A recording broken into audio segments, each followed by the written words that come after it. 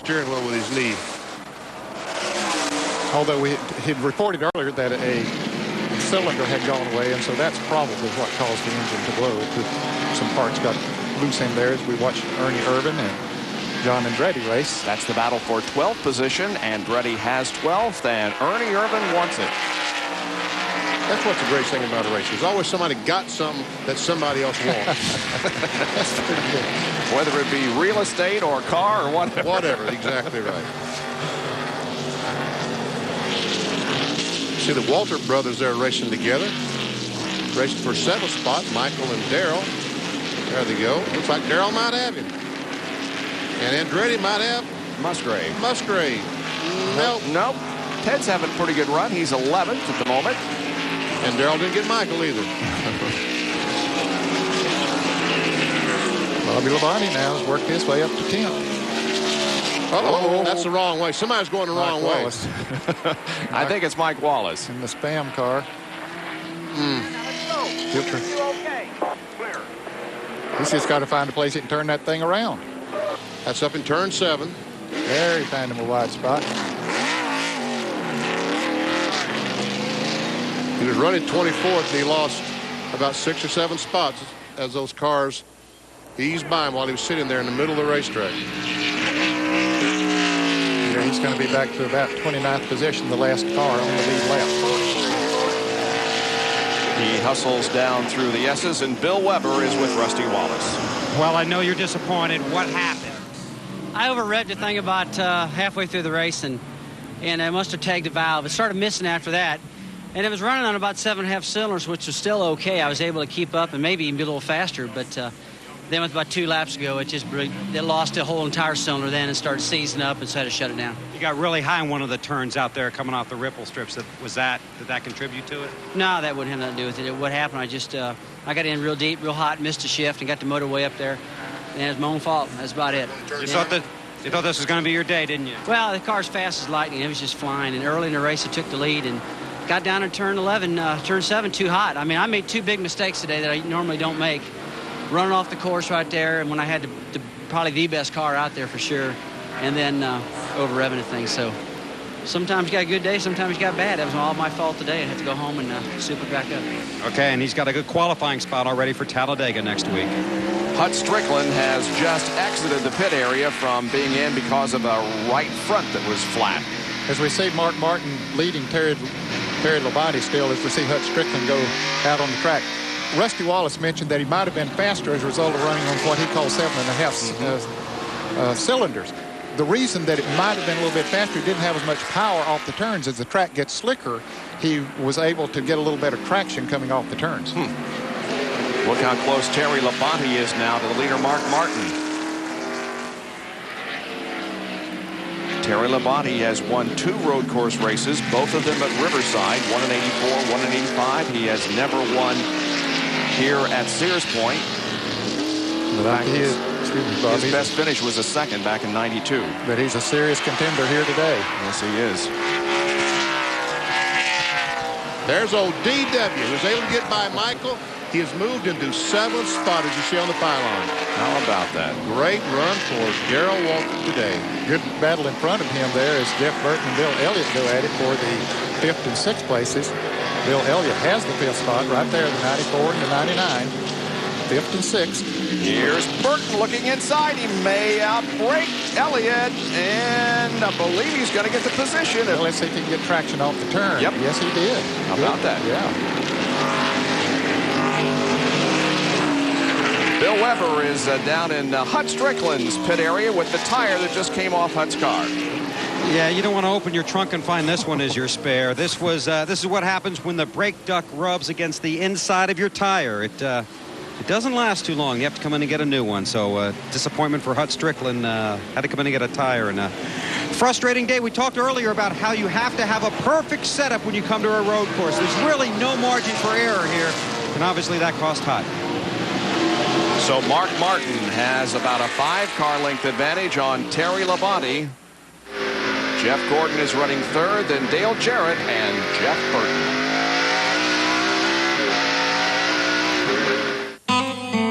In South Dallas, a lot of folks like to work on their cars, and a lot of them come to AutoZone.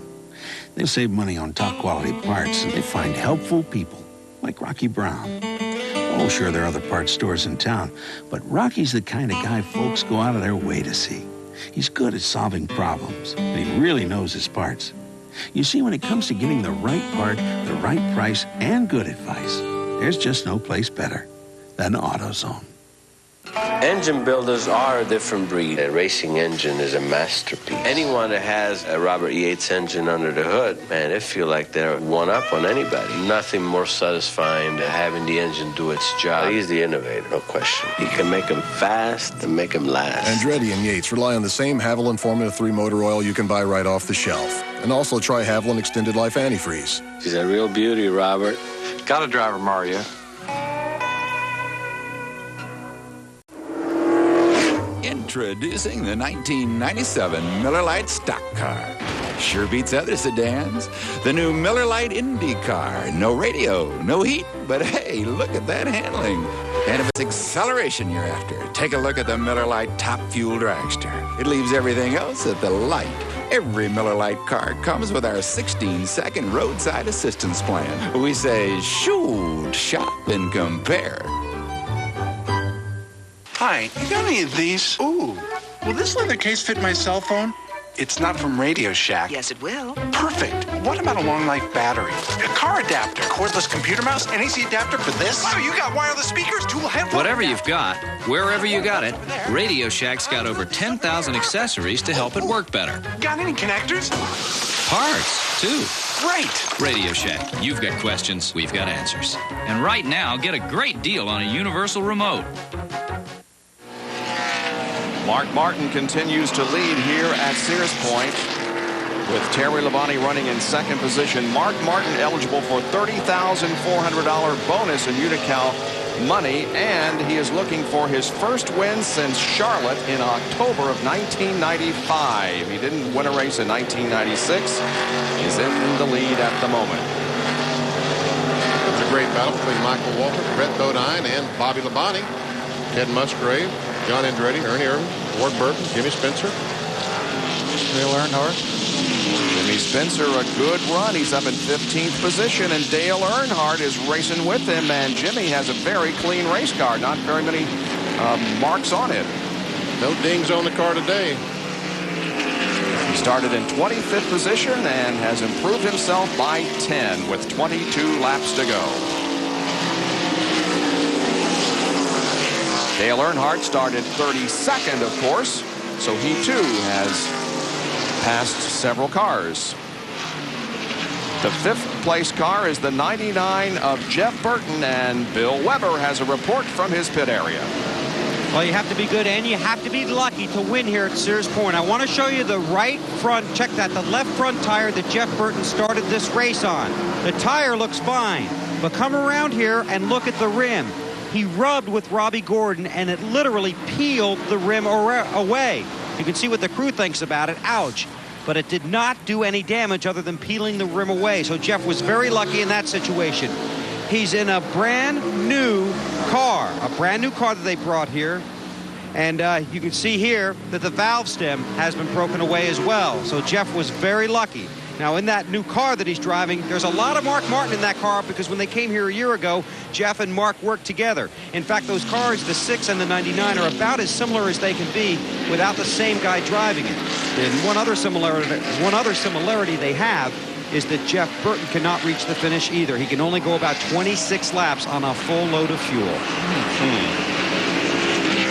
And we have a full course caution. The 81 of Kenny Wallace is up in the tire barrier. We see him moving around in there, so hopefully he's okay. We also see some damage, pretty serious damage to the right front. Car is up in the tires on the hill. There's the crew watching TV trying to figure out what happened to the car.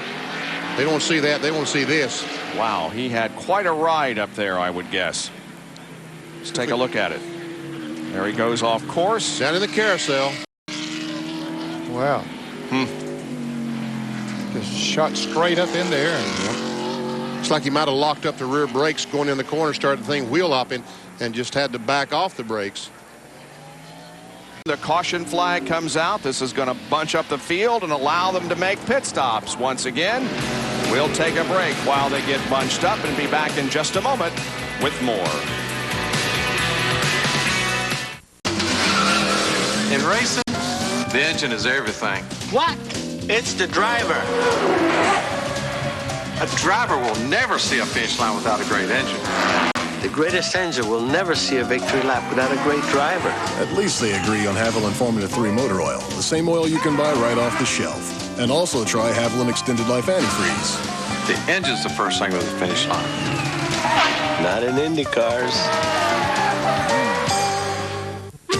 AC Delco knows that as a car gets older, its engine runs rougher. So we developed a spark plug to help bring back new car feel. And things really gelled. Rapid Fire from AC Delco. It makes an engine idle up to 27% smoother. And accelerate with up to 18% quicker throttle response. Rapid Fire. Its performance ought to have the competition shaken. People here communicate mind to mind. There is no race. There are no genders. There is no age. No age. There are no infirmities. There are only minds. Only minds. Utopia? No. No. The internet. Where minds, doors, and lives open up. Is this a great time or what?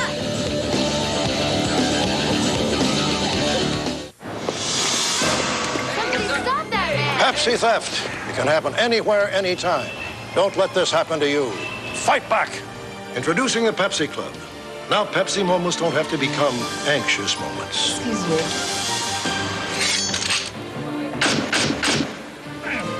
Not today. Thank you, Pepsi Club. Lightweight, liquid cooled, and easy to handle. Everything you'd expect from Pepsi, the official soft drink of NASCAR. Caution is out for the second time here at Sears Point because Kenny Wallace has run up the hill into the tires. As you can see, he is okay and looking underneath the car. Well, he's trying to figure out someplace to put the hook. See the big hook there? Kenny wants to put the hook around there and not hurt anything, so he's the guy trying to figure out. This occurred as they came into turn number 6. Right, and they're running about 80 miles per hour as they go in the corner. And he goes in and just locks up. I guess he started hopping the rear wheels. He locks up the brakes. The left front just goes, car goes straight. When the front starts sliding, the car just goes straight. And watch this impact as he goes in the tire barrier. That guy was quick on that yellow flag, wasn't he? Yeah, he was. Boom. Heavy contact. Ernie Irvan has come into the pit, so has Bill Elliott. Mark must be going to gamble. Mark must be going to gamble these caution flags and he can make it. Apparently Bill Elliott had slid off the track or something. He had dropped from 5th place back to 14th place. So he must have gotten off track somewhere or lost a lot of ground. And so once he got that far back, he decided, well, I better come in and get me some new tires and top off the fuel, be sure I got enough to go the rest of the way. Right side work is complete on Ernie Irvan's car. Now they're in Kyle Petty's pit along with Bill Elliott. Crew's going over to the left side of Kyle Petty's car. Bill Weber has more on the 94 car. Yeah, Bill Elliott had radioed in. He felt like something came loose in the drive shaft. So they've got a crew member underneath that car trying to check that out. But he had a vibration, thinks it may be something in the drive shaft. Okay, so that's what caused him to lose those positions out on the racetrack. The caution was a blessing for him. Kenny Wallace getting back in his car as the record gets hooked up to the Square D Ford number 81. And Jerry Punch has more on the strategy being employed here by the leaders. We showed you the calculations a little bit ago in the Valvoline pits. Now, it's going to be very, very close. They think now, based on their most recent calculations and the caution laps, that they can make it. They had a long discussion with Jack Roush and Steve Mill on top of that wagon right there about the possibility of making a pit stop. Steve said, we sort of wanted to pit, but we wanted to make everyone else think we had to pit, and they did not come on pit road. However, the car number 5 can make it, and some concern in the 24 pit. I talked to Michael Landis, Jeff Gordon's gas man, because of some spillage on that last pit stop. Landis's calculations say that the 24 car can make it to lap 72.5. Folks, it's a 74-lap race. Yeah, that ain't enough. There's Jeff Gordon, and right behind him is Dale Jarrett as they continue to clean up here after Kenny Wallace's accident.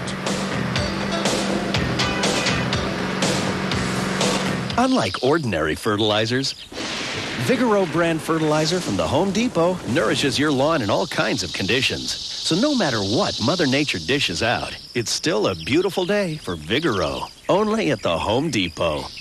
In racing, the engine is everything. What? It's the driver. A driver will never see a finish line without a great engine. The greatest engine will never see a victory lap without a great driver. At least they agree on Haviland Formula 3 motor oil, the same oil you can buy right off the shelf. And also try Haviland Extended Life Antifreeze. The engine's the first thing to the finish line. Not in Indy cars. In the world of racing, you'd be hard-pressed to find more pounding, more rattling, and more punishment than the Score Desert Championship Series. It ain't pretty, but it's the extremes of off-road racing that help us build our longest-lasting battery ever, the Duralast Battery from AutoZone. A battery so tough, so dependable, we back it with a 2-year free replacement guaranteed. The next time you hit the open road, don't settle for anything less. The Duralast Battery, power you can depend on. How to speak Australian.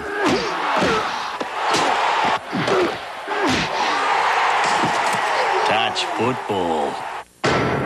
Beer. Foster's, Australian for beer.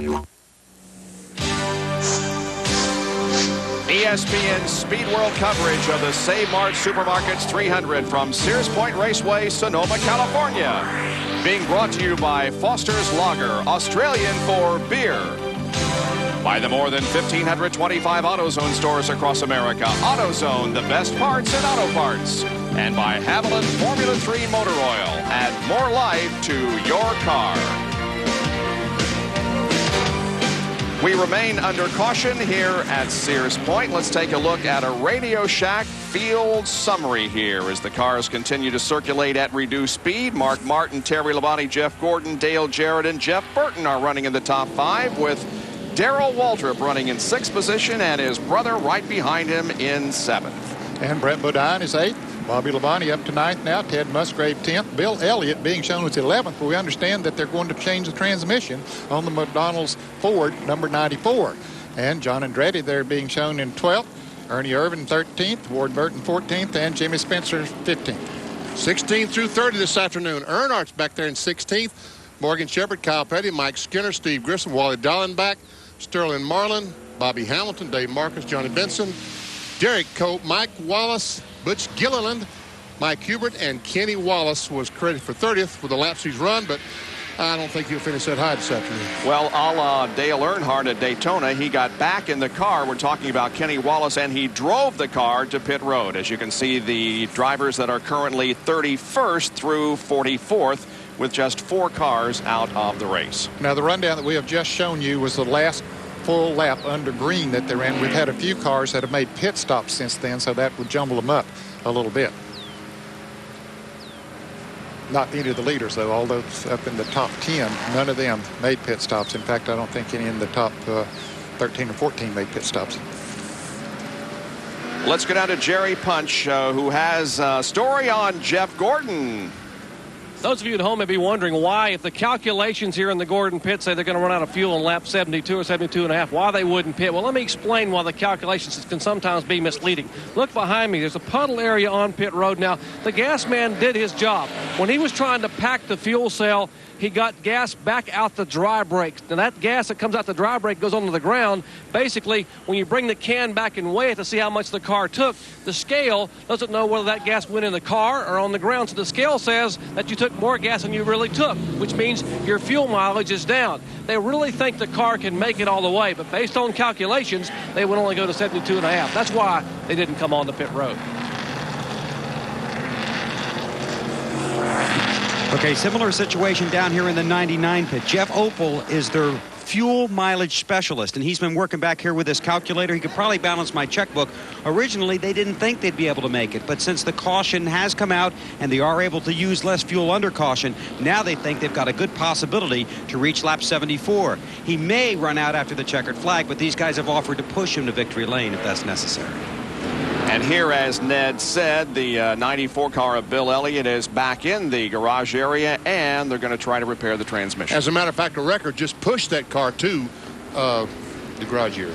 Well, for the second race in a row, the true value man of the race, as a result of his win at Martinsville, is Jeff Gordon. He ran his 23rd career NASCAR Winston Cup event at that time and registered his 6th top 5 finish of the season. True Value is donating $1,000 to the Leukemia Society of America on behalf of Jeff, whose dedication to that group continued to grow after his car owner, Rick Hendrick, was diagnosed with leukemia. Well, the lights atop the pace car, we understand, are out, and we are set to go back to racing. And there will be 17 laps to go when they take the green flag. You might wonder how slow they are going under this caution. The last lap was at 34.857 miles an hour. So they'll move that up by about 60 here in just a matter of moments. Weaving back and forth, trying to get all the debris off the tires. Remember this, Jeff Gordon says it cost him the victory here last year when he didn't clean those tires well. That's exactly right. He was in the lead and didn't clean the tires, and when the green flag came out, he spun the tires and got past. Well, here they come into quarter number 11 now, and the pace car will continue straight down the drag strip, and the others will take the green flag, and we will be back to competition here in the Save Mart Supermarket 300. And the green is out. Here we go. Darrell Waltrip already trying to work on the 99 car of Jeff Burton. They're all in 6th place. Jeff Burton in 5th as they come up the hill.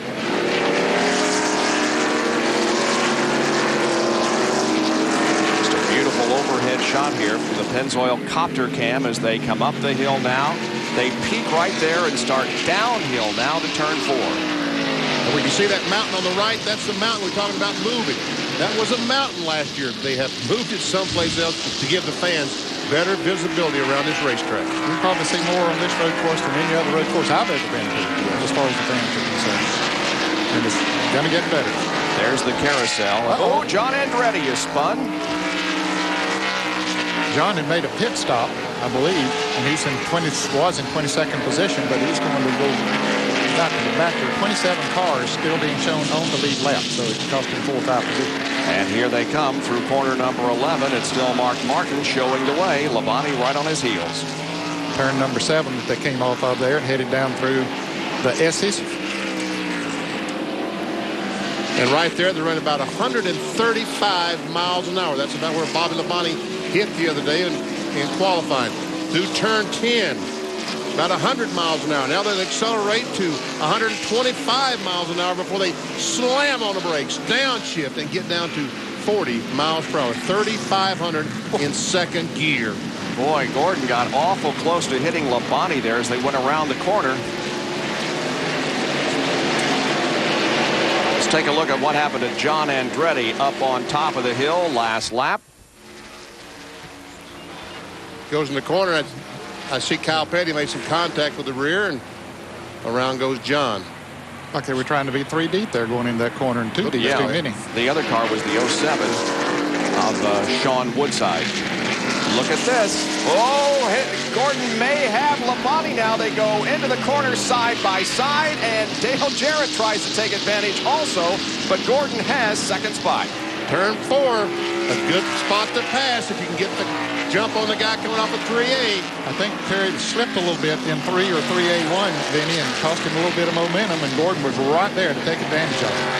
Well, they almost bumped bumpers back in corner number 11. But let's take a look at it again as they come up the hill here. This is turn 1, 1A actually. They go up the hill, and yeah. there he gets sideways right there.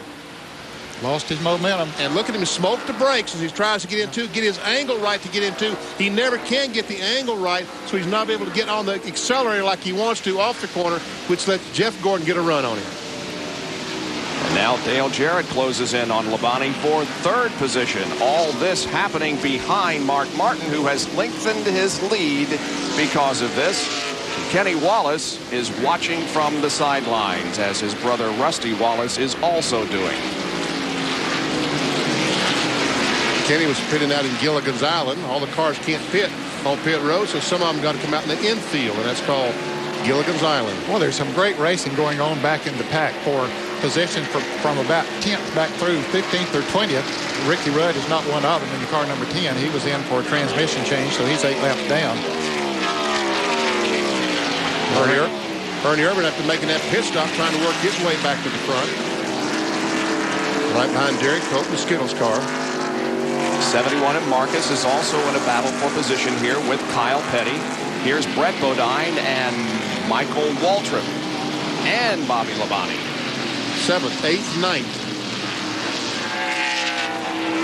There's 10th and 11th and 12th and 13th, and it goes on and on.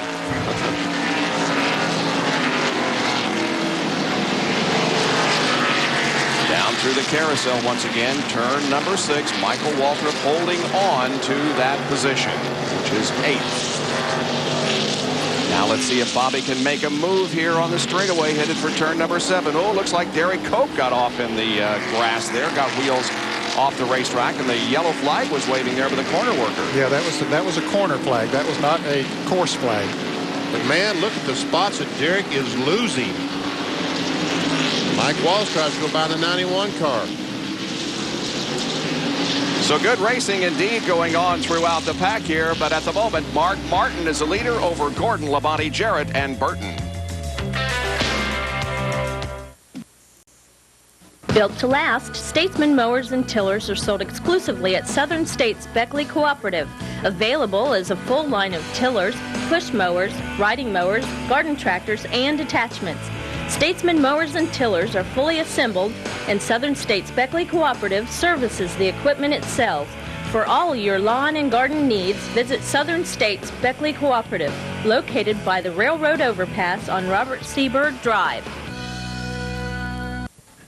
A lot of things have changed over the past 50 years, including banking. One thing that hasn't changed is the old-fashioned personal service you receive at Beckley Federal. They have deposit accounts to fit your every need, from checking and savings accounts to CDs, IRAs, and Christmas clubs. And with competitive interest rates, your money works for you, whether you need growth for college, retirement, or regular interest income. With Beckley Federal, you get the best of both worlds. Modern banking services with old-fashioned personal service. Hours of sports news is a wonderful idea. That way you can have sports coverage of everyone, not just the headline grabbers, but all God's children. The less talented, the less athletically gifted. Of course, I wouldn't focus entirely on them. Maybe once a month, late at night. Are you guys showing any of those blooper reels? I love seeing some guy get a fastball to the groin. 14 laps to go in the Save Mart Supermarkets 300, the 9th race of the season for the NASCAR Winston Cup Series. And another race comes to you this coming Saturday. It's the rescheduled rained-out event at Talladega. We begin it all Saturday at 1 o'clock Eastern Time with NASCAR Today on ESPN2. And then we'll pick up our live coverage of the Winston 500 at 1:30 Eastern Time this coming Saturday here on ESPN, the high banks of Talladega Super Speedway. Well, before we went to break, we saw that Derek Cope had spun, and that's how he did it. Yeah, Derek Cope goes around, a little help from Ernie Irvan in the back of the Skittles Pontiac, and tell you what, Derek does a 360, continues on, but he did lose several positions. He's back now in 24th position. And we got a good battle for 12th position going on between Jimmy Spencer and Dale Earnhardt. And boy, Earnhardt has come up through after a 32nd place start. He's bouncing that thing off of those banks down on the inside, or the curbing, or whatever you want to call it. So there are some riffle strips in some places. How about that one car, Morgan Shepherd? Yep. Took a provisional, didn't he, to start the race? Yep, running 15th now.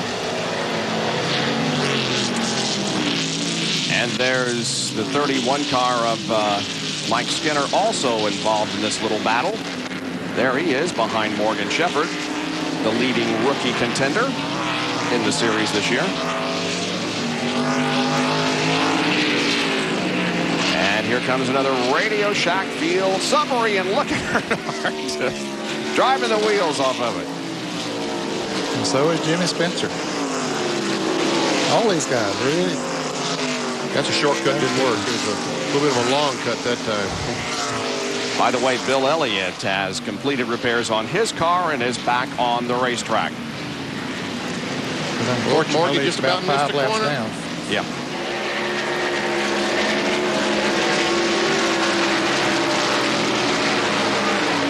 A little bit of damage on the front end of that one car, but Morgan Shepherd is in 14th spot. 27 cars still on the lead lap as we reach the conclusion of this event. And looks like that John Andretti and another... The car number 9. Is that Jeff Davis? I believe it is. In the number 9 car. They have crashed outside of turn number 11. And there's a fire. And a fire in Jeff Davis's car. He's trying to start the car. That was the fire in the exhaust, but it doesn't seem to be wanting to go very well. Well, looks like he's rolling, but John Andretti isn't. This will bring out the caution, no doubt. Yep. Helping the fuel mileage on those guys that were running close. There is Jeff Davis, who grew up in Carmel, Indiana, but came out here and has been running some Winston West races. Here's how it occurred. There we see the 98 car. He's on the inside of the 77. And he comes off the corner. And here he's going to come off and boom, he and the 9 are going to make some serious contact.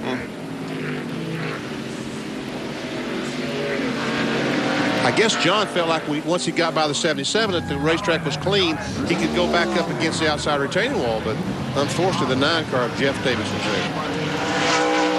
So Jeff Davis comes in as the caution flag once again comes out for the 3rd time this afternoon here at Sears Point. Engine builders are a different breed. A racing engine is a masterpiece. Anyone that has a Robert Yates engine under the hood, man, they feel like they're one up on anybody. Nothing more satisfying than having the engine do its job. He's the innovator, no question. He can make them fast and make them last. Andretti and Yates rely on the same Haviland Formula 3 motor oil you can buy right off the shelf. And also try Haviland Extended Life Antifreeze. He's a real beauty, Robert. Got a driver, Mario.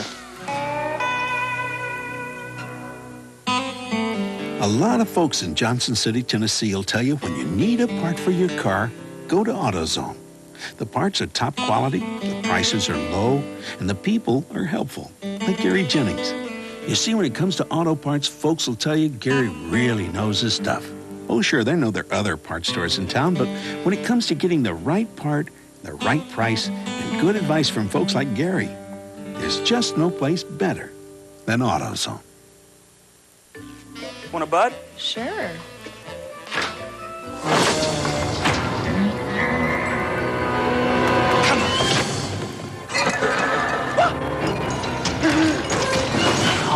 Are you okay? I'm fine. Yes!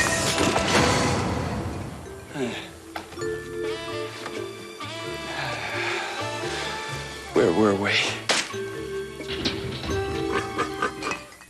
It's the most celebrated race in the world. But what goes on behind the scenes of the Kentucky Derby?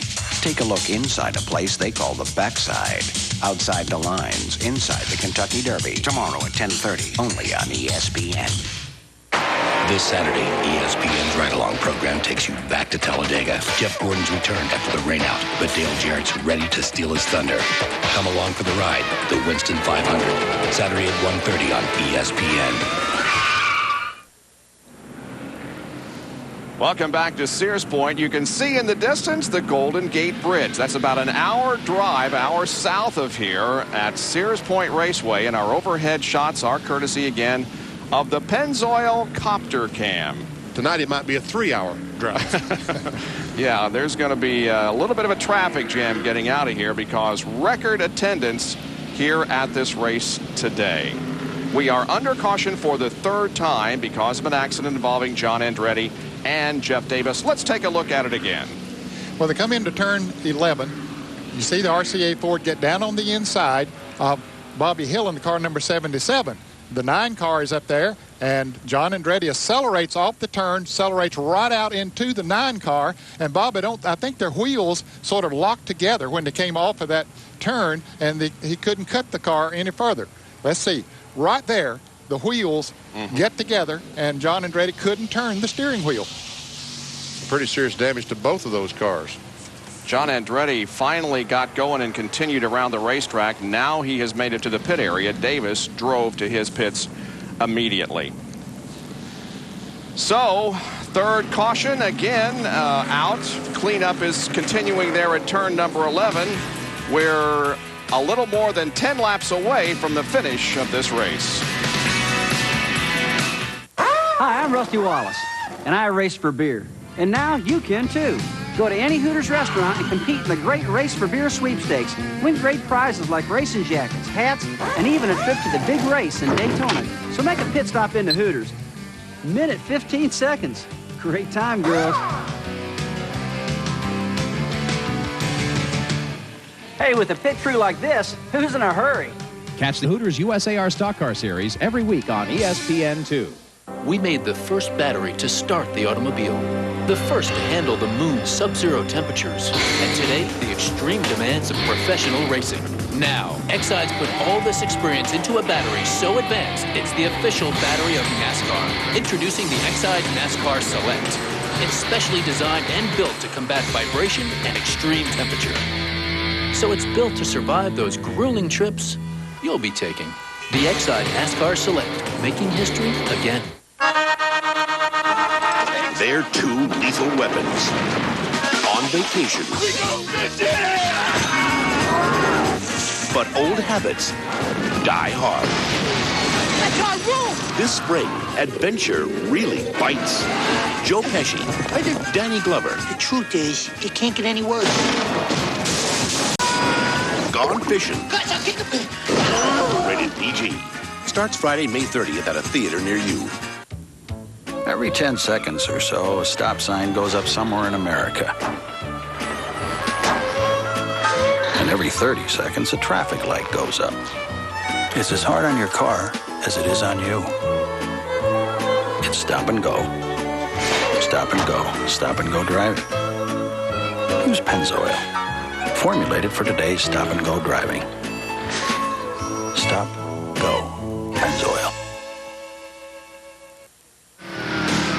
We are still under caution. We're going to sneak in another quick break. We want to bring you as much green flag racing as we possibly can, so we'll be right back.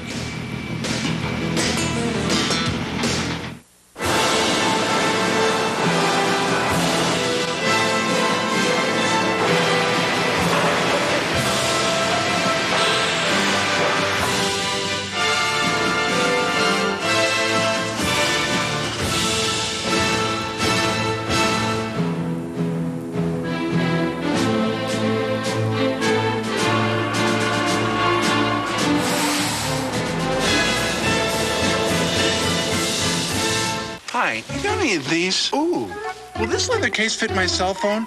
It's not from Radioshack. Yes, it will. Perfect. What about a long life battery? A car adapter, cordless computer mouse, an AC adapter for this? Wow, you got wireless speakers, dual headphones. Whatever you've got, wherever you got it, Radioshack's got over 10,000 accessories to help it work better. Got any connectors?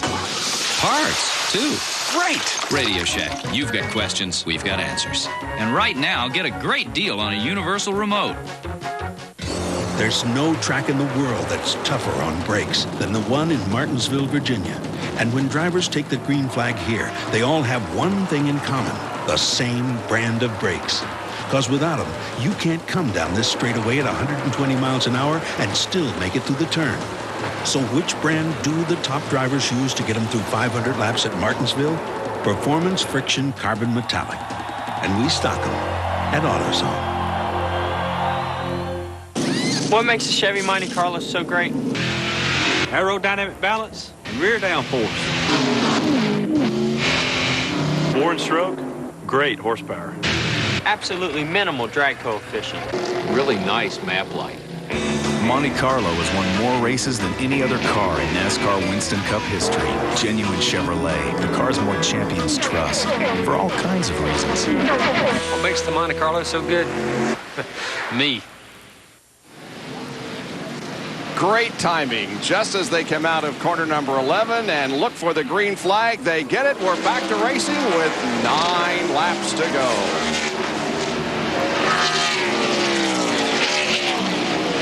By the way, Kenny Wallace is back on track. He came into the pits. They sheared away all of the broken sheet metal, and he's back out there. Morgan Shepherd a little sideways coming up the hill. A little bit of bumping coming up through there. Several cars do. So bumped a little bit, and that's close that they'll do that. As they slow down and get around that corner. Somebody coming in there a little bit faster.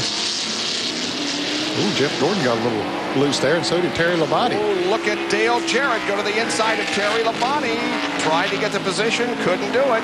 But on the carousel, that's not a good place, I don't think, DJ. No, he decided, I got to get back on the inside quick.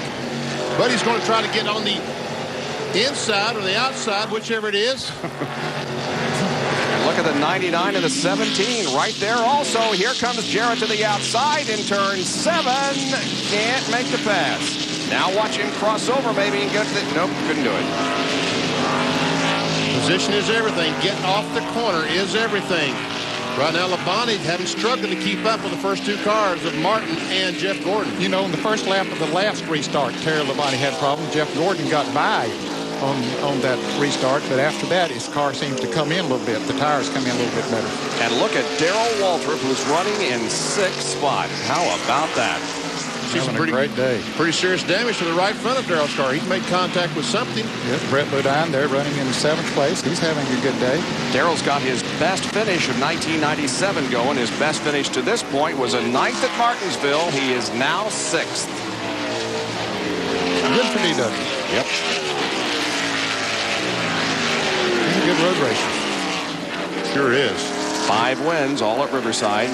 Oh, he's got a position on the 99. Here he goes. Now, but 99 has the position going into that left-hand turn. Now they go 3A and down the hill to 4. If Darrell really gets off his corner, maybe he can dive on the inside. No, can't do it.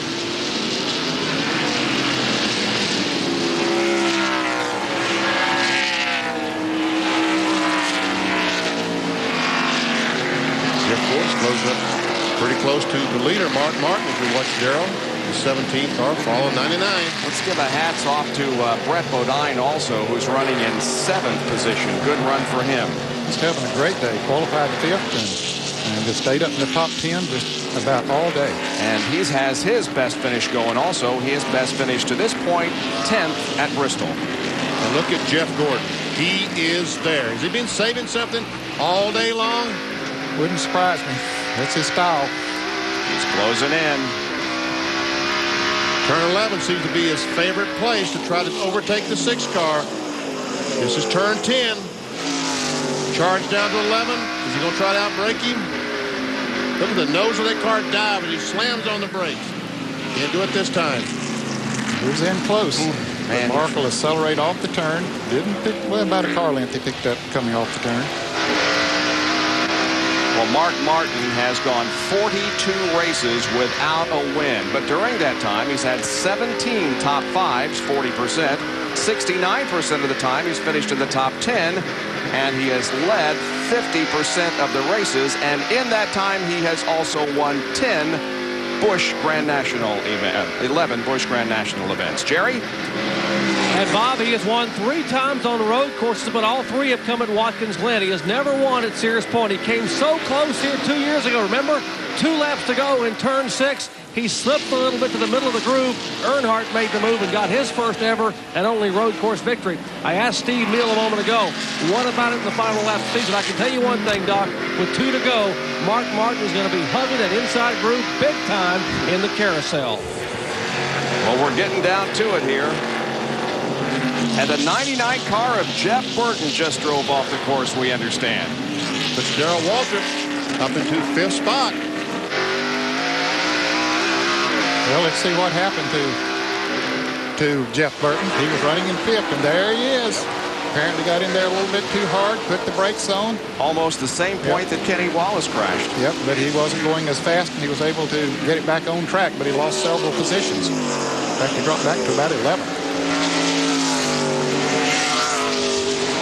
Once again, headed for turn number 11.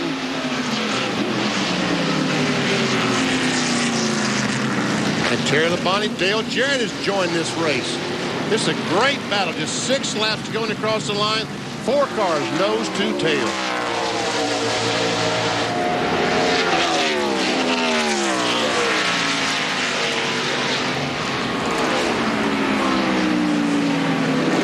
There's DW back there in the 5th place. About 3 seconds behind. Well, it was actually 5 seconds behind the leader, 3 seconds behind the 4th place car. And Ward Burton, Ernie Irvan, and Dale Earnhardt are all nose to tail. And they are battling for 12th, 13th, 14th, 11th, 12th, 13th, and 14th. Earnhardt's in 13th. Earnhardt smoked that right front end. There's some contact between the 28 and 22. Got him loose and took advantage. Ernie moved to the inside. And made the pass. All right, now headed toward turn 7 once again. The lead quartet. Still separated each by about a car length and a half or so. Here comes Ted Musgrave and Michael Waltrip and Jeff Burton, who has dropped back to 10th position. Kyle Petty now. He is up to 14th, having passed Jimmy Spencer.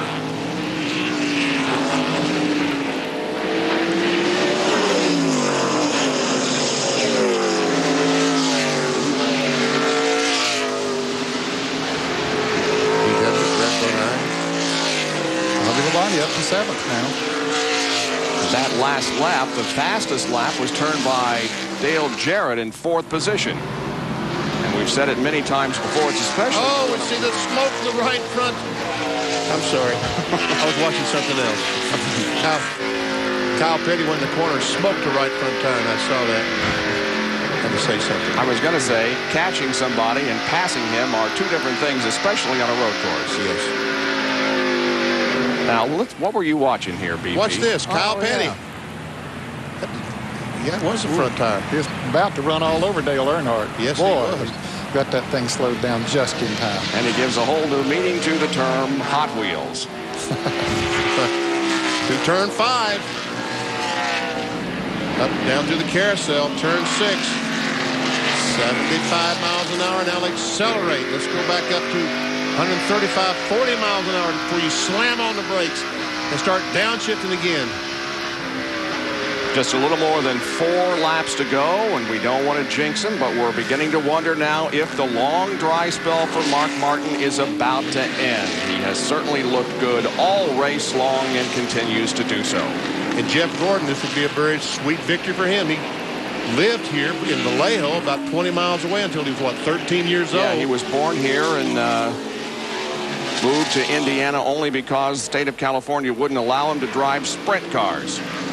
He's going for 3 in a row. He won the last 2 races at Bristol and Martinsville, Jeff Gordon. There's that battle from 5th on back. Ernie Irvan now has moved up to 11th.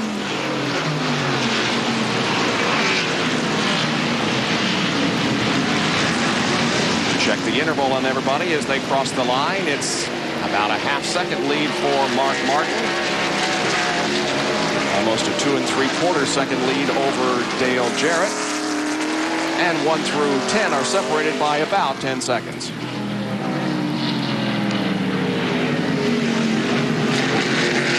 And those cars really are doing a very good job getting around this road course. 3,400-pound cars with just 11, 12-inch rubber on them. This is what we're used to seeing the Trans Am cars, the cars that weigh 2,000 pounds with wide rubber on the cars. And here's a slow car in front of these leaders. Is it going to play into it up in turn 7? No. He's going to get out of the way. John Woodside moves over in the 07 car and lets him go by. Never see Kenny Wallace very, very slow. Jeff Gordon's best finish here at Sears Point up to now, 3rd in 1995, 2 years ago. This is his 5th race here. And there is the Kenny Wallace car. He's just trying his best not to get in the way. Looking at Ernie Irvan, I thought he may be able to get to the inside of Jeff Burton there coming off the corner, but couldn't. It's the battle for 10th. Burton is in 10th, Irvan in 11th. That's an example of how important track position is. When he went off track, he got back there, he was running faster than this pack of cars. He was running as fast as the leaders were. And then he got off track, so he's with this pack of cars, so he's running the same speed that they're running, which is a little bit slower than the leaders are running. But that track position is so important. Here's Ernie going to try it on the outside. I don't think that'll work. It didn't. But you got to try everything to get this late in the race. See that Jeff Gordon lost a half second that time to the leader, Mark Martin. Yep. And the interval between first and 10th is now over 11 seconds.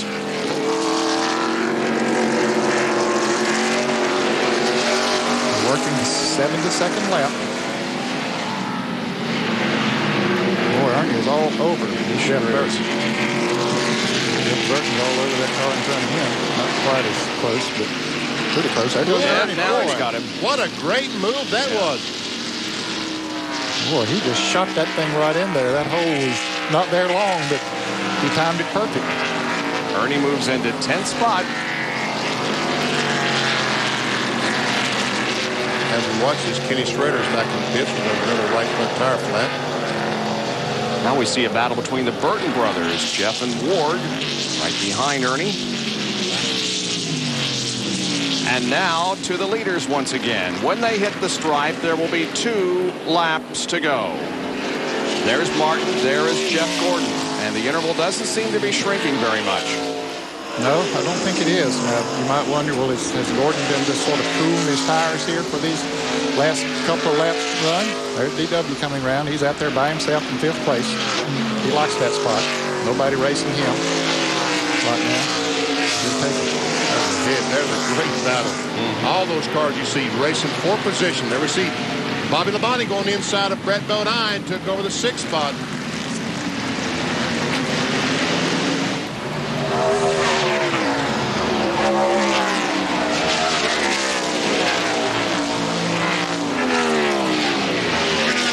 Thank you, Andre. For those of you watching ESPN News, you now join the last lap and a half of this 300-kilometer race at Sears Point Raceway. It's an open. Bobby Labonte is spinning. Oh, he just moved into 6th place. Oh, don't think he's done a lot of damage to the Interstate Battery Chevrolet, but he's lost a lot of positions. Meanwhile, the leader is Mark Martin, and there is his advantage over Jeff Gordon as they go down through turn number 6, the carousel, hit the straightaway that connects 6 and 7. Running in 3rd place is Terry Labonte, and 4th is the 88 of Dale Jarrett. Now watch what happens to Bobby Labonte. Ooh, he missed a shift. Yep. He missed a shift and just got his rhythm messed up, and around he goes. Going to 3rd gear there and just missed it. So that moves the 11th car of Brett Bodine up, and Ted Musgrave and Ernie Irvan are having a battle for 8th position. There is Musgrave in the 16 and Irvan in the 28. Here are the top 2 as they hit corner number 11, and when they hit the stripe this time, they'll get the white flag. And Gordon appears to be moving in just a little bit, Bob. Could be a good last lap here. Here they come toward the start-finish line, and the white flag is showing. We've got 1 more lap, 2.52 miles to go. Wow. Remember last year, Mark Martin looked like he had this thing won, got down to the carousel, slipped, and Dale Earnhardt got by. Now he's got to get around this course, make every shift, hit every braking point. Bobby Labonte dropped back to the 18th. I'm sorry, to the 21st position. Last car on the lead lap. Not the last car, but 21st position. To turn 5, up the carousel, turn 6. This is right where Mark Martin last time slipped. This time he's dead on the inside. Going to turn 7, he makes it through fine. Remember Rusty Wallace making the mistake here earlier, turn 7? Smoking the tires. Boy, Jeff Gordon drives in there hard. Oh, it really closes up now. They've got the S's to go. Let's see what happens. Gordon tried to go to the inside. Couldn't make it happen. His last shot to pass will be down into turn 11. Mark Martin trying to break a 42-race winless streak. His last victory was at Charlotte. in October of 1995. He didn't win a race all during 96. Here they come up through the S's now. Turn 10, and they're headed for that final opportunity. The best passing place is coming up. Jeff Gordon closes right in. He looks like he may try to go to the outside and pass Mark Martin. He's not going to do it, though, and he gets sideways coming off the corner, and that allows Mark Martin to take the checkered flag and win the Save Mart Supermarkets 300. And congratulations to Mark. The drought is over. Did you see him just lay his head over and say, thank God? Look at this finish. Ernie Irvan and Ted Musgrave. Several cars, Michael Waltrip, all there battling for position. And Musgrave barely, I think Musgrave ran out of gas coming off the last corner, Ned. Oh. And Bill Weber is with Steve Meal. Well, the water's flying around down here because Mark Martin's drought is over. Steve Meal, congratulations. Yeah, well, it's been a long time coming. We were feeling real bad about not being in the Winston for not winning. They told us we were going to be in it anyway because we won a while ago or something, but we wanted to win this race so we could get into Winston like you're supposed to. And they talk about me being a real master strategist and all, but that last time when we stayed out, that wasn't Jimmy Finning, that wasn't Steve Meal. Jack Roush made that call. Obviously, Mark's been somewhat frustrated through this string. Today, he drove a great Mark Martin race. Well, Mark Martin's a great race car driver, and all we've had to do is put a good car under him. He wins in IROC. He's won the 24 Hours Daytona. He wins all those Busch races. All we had to do was get the car comfortable for him, and we were good at Texas and blew up. We came from the backstretch and run fourth at Bristol. We came from the backstretch and finished third at Martinsville. We've been coming. We'd like to think we're going to be on a roll now, but it's a pleasure to work with these guys. Jimmy does a terrific job with the 6 car. The 16 ran great. The 99 was in good shape. All Jack's cars been real good, and we're happy we're going to Talladega next week and try again. Victory lane's that way. Go find it. Steve Meal's on his way, and so's the rest of the 6 bunch as Mark Martin snaps the drought and wins at Sears Point. And it's his 19th career NASCAR Winston Cup victory, and he's saluted by the drivers and the fans as he's on his cool-down lap. We'll be back in a moment. Need help, man? Hey, how's Billy getting along? Oh, he finally got some help. He's gonna make it. Here you go, boys. What's that about Billy? Yeah, with 3 kids and then getting hurt. What did he do? Called that law firm, Wilson and Rucky. Did they help him? You bet they sure did. They got right on it. If you've been hurt at work and need help, call Wilson and Rucky. 1-800-799-COMP. Sometimes you gotta muddy the water to get things done.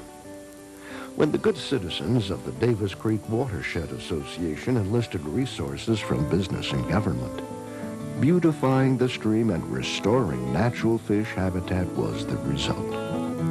Walker Machinery and Caterpillar are proud of these folks and proud of the equipment they use too. Hey, baseball detectives, it's Dusty. What can we do for you? We're playing the Dodgers tomorrow. I need their signs.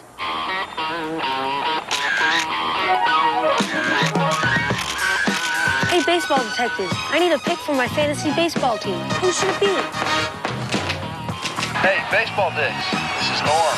This hotel's got rocks in their mattresses. We're on our way. This baby's gonna add 2 years to your career, Charlton. Review flight schedules, check availability, even book a Northwest e-ticket. Just take off from the information runway. Northwest Airlines World Web.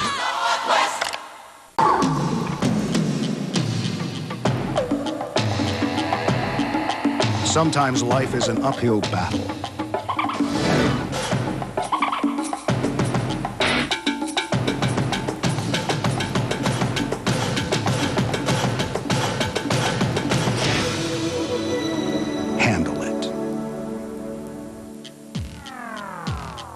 Dunlop Tires.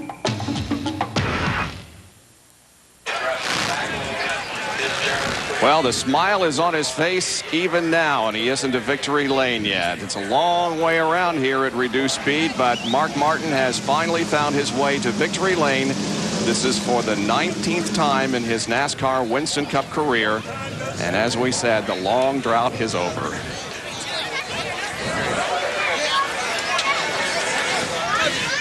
Team. There's 2 relieved people. Yes. He knew it was a matter of 3 relieved people. Jack Roush. Long time no see. Well, we've talked to him many times in Victory Lane in the Busch Series in the last year and a half, but not in NASCAR Winston Cup. Here he is, though.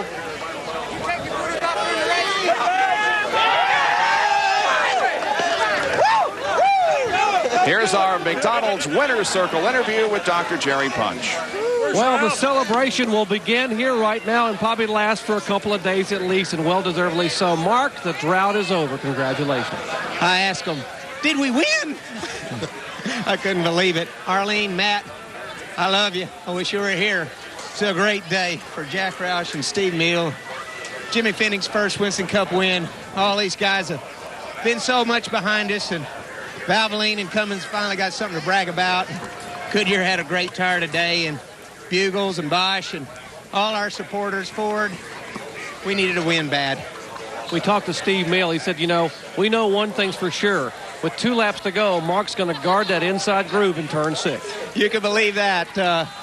We weren't awesome today. It looked like we dominated, but Rusty had something for us, and I didn't think Jeff Gordon did, but, you know, that kid's tough, man. He mustered something for the last lap. I knew he was. I knew he didn't have much, but I knew he'd take a run at us on the last lap, and it's going to be hard to pass me. Hey, 19 months ago, the last win. Enjoy this one, my friend. You earned it. Thank you. I can't believe it. Well, the celebration will begin for Mark Martin, 19th career win. And believe me, emotions behind those sunglasses, there are very, very moist eyes. Let's go to Bill Weber with the second-place finisher. And Jeff Gordon is here at the gas pumps cooling off a little bit. And what'd you say? You didn't have a chance to catch him, but what? I don't remember exactly what I said, but I thought I'd just make it look like I did. But you were better on long runs. You know, we were real good on long runs, and we knew that yesterday in practice. And, you know, the first set of tires got loose on us, and that hurt us all day long. We had to fight back. There were very few cautions. But there at the end, you know, hey, the car is pretty good. I could stay with him. I just tried to put the pressure to him and hope that he'd make a mistake. But Mark's smooth. He's good. And, you know, he didn't make any mistakes. Not any that will let me get by him anyway. Well, obviously, overall, a great day for you, though. We talked before the race. You'd like to get that win, but this is another good, solid finish for you. It snaps your streak of 2 in a row, though. Well, this is a great run for us. I tell you what, the DuPont Automotive Finisher Chevrolet was awesome today. The guys in the pits did an excellent job. I mean, this was a complete day. We just came up one short, but we're getting one spot closer to that road course win, and we'll go after them in Watkins Glen. Okay, and we'll see you at Talladega next week. Okay, we'll see you there. That's Jeff Gordon. He finishes second. So, Mark Martin wins, Jeff Gordon second, Terry Labonte, Dale Jarrett, and Darrell Waltrip complete the top 5, and we will be back to Sears Point in a moment to wrap it up. I do not drive to work. I do not drive to get from point A to point B. I do not drive to run away from the world. I just love to drive. The new 1997 Monte Carlo. Personal space. From genuine Chevrolet, the cars more Americans trust. In Murray, Utah, a lot of folks like to work on their cars themselves, and they come to AutoZone because they know they'll find quality parts, low prices, great selection, and helpful people like Rick Perry. Now, Rick's been around cars all his life, so he knows a thing or two about looking up parts and solving problems. And whether it's selling new parts or testing old ones, he's always glad to help. You see, when it comes to getting the right part, the right price, and good advice, there's just no place better than AutoZone. Every 10 seconds or so, a stop sign goes up somewhere in America. And every 30 seconds, a traffic light goes up. It's as hard on your car as it is on you. It's stop and go. Stop and go. Stop and go driving. Use Pennzoil. Formulated for today's stop and go driving. Stop, go, Pennzoil. This is a Big Mac. This is my dad, Jim Delegati. This is my dad, Jim Delegati. He created the world's greatest burger. 2 all beef patties. There's cheese in there. Special sauce. Very special.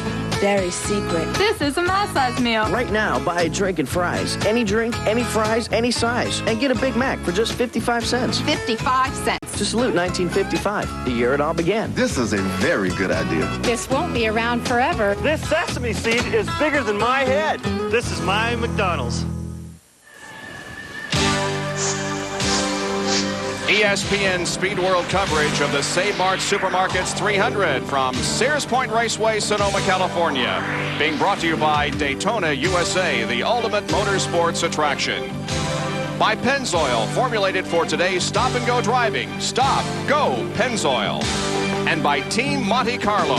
Chevy, the cars more champions trust. Let's take a look at the unofficial results here this afternoon. Mark Martin wins the race and collects the 5 bonus points for leading the most laps. Gordon is second, then Labonte, Jarrett, and Darrell Waltrip. Brad Bodine, Michael Waltrip, Ernie Irvan, Jeff Burton, Ward Burton, and Ted Musgrave, I think, lost about 3 spots on that last lap. See Kyle Petty there in 13th. Jimmy Spencer and Wally Dallenbach came home in 15th place. 16 through 30 included Mike Skinner, Steve Grissom. Now 26 cars finished on the lead lap. Jeremy Mayfield, the first car not on the lead lap, finishes in 27th position. And the attrition wasn't all that bad here this afternoon. Gunselman, Rusty, Robbie Gordon, Hooper, Bradbury, and Bodine did not finish the race. There are the points. Mark Martin with the victory picked up 1 spot into 4th position. Bobby Labonte back to 5th. Burton, Earnhardt, Ward Burton, Bobby Hamilton, and Ricky Rudd complete the top 10. Next Saturday at 1 o'clock Eastern Time on the Deuce, it's NASCAR Today, followed by our live flag-to-flag coverage of the Winston 500 from Talladega Super Speedway at 1:30 Eastern Time here on ESPN. Sports Center is coming up next here on ESPN with all the results from the world of sports on this Sunday afternoon. The drought is over for Mark Martin. He wins this race here this afternoon. I'm Bob Jenkins. This has been a presentation of ESPN, the worldwide leader in sports.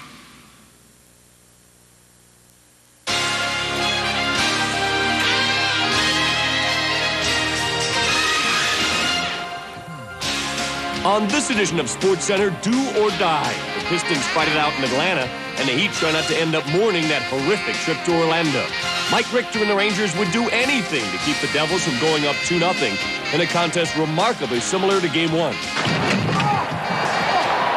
The key word was also duck between Anaheim and the Red Wings. They went to overtime. The Intimidator was trying to be reincarnated in Sonoma, and a black day on the tour in Houston.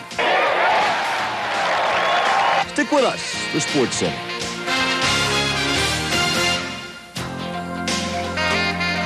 Hello, everyone. Welcome to the latest Sports Center. Gary Miller with everything but baseball until 20 minutes after the hour when Chris Berman and Peter Gammons bring you baseball tonight. Then at the top of the hour, the Marlins and Astros try for an encore of their nearly 5-hour, 13-inning marathon last night. We begin here on Sports Center with a pair of Game 5s in the NBA. All or nothing on the line. They're both expansion franchises, both from Florida. Both have an all-star guard named Hardaway. The Orlando Magic trying to upset against the division champion Heat the hard way, dropping the first 2 games. But in the arena, Penny had come alive, dominating the action and forcing Game 5 this afternoon. Pat Riley was back in his place where they won the first 2. As Riley put it, 5 days ago you could put us up there on a pedestal. Today, there's not an outhouse big enough for us to fit in. To their own personal outhouse, the Miami Arena. Pat Riley looking a little bit tense, and understandably why. This one is slipping away from him, and Penny Hardaway had been over 40 in the past 2 games, and he had the roll early on. Magic were down by 7 by the break, though. Third quarter, Miami heats up even more. Jamal Mashburn, long pass to Alonzo Mourning. Easy stuff. Heat break open by as many as 17, starting to celebrate when the Magic come back with a big, inspired fourth quarter. Nick Anderson nails a 3. Anderson again with a long-range 3. Nick Anderson unstoppable. Magic, with all that magic, still had only cut it to 10. Great defense by Anderson, who breaks free on this one. Anderson scored just 11 points, but he broke wild in the fourth quarter. A 10-0 run. Suddenly it's a 6-point game. Less than a minute to play. It's down to 4. Tim Hardaway had a horrible game, but he finally found the range. Back to 6 points. 40 seconds to go. The other Hardaway.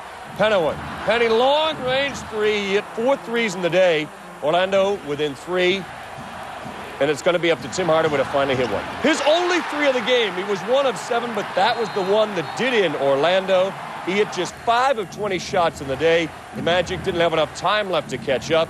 Dennis Scott tries to catch him up 3 at a time. Mourning gets the last of his dozen rebounds, and Miami holds on over Dennis Scott, Penny Hardaway, and the entire Magic team that gave him a run at 91-83 as the Heat survive in 5 games. Penny averaged more than 30 points in this series. The Heat won the battle of the boards 46-37. Horace Grant missed the entire series with a wrist injury.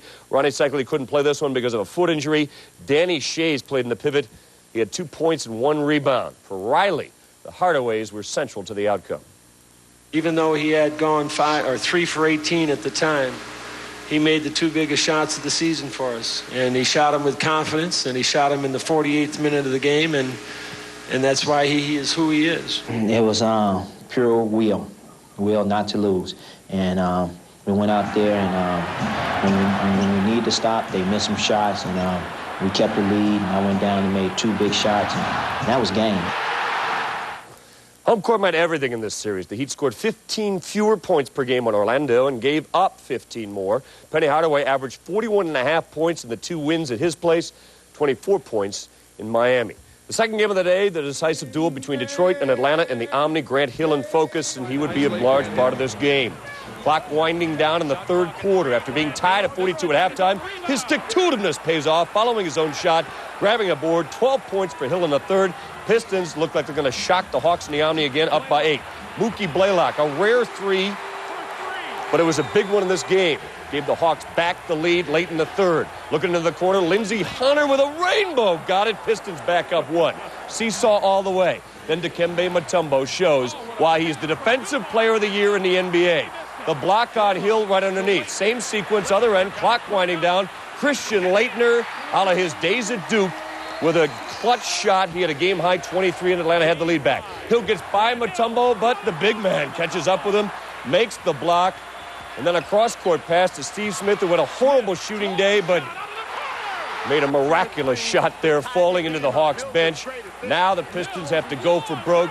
Terry Mills did hit some big 3s in the game, but that one wouldn't fall, and Lenny Wilkins has a big smile because his team has moved a game in their 4-game season set with the Bulls. As for Smith, 1 of 7 from 3-point range, but that one was the one.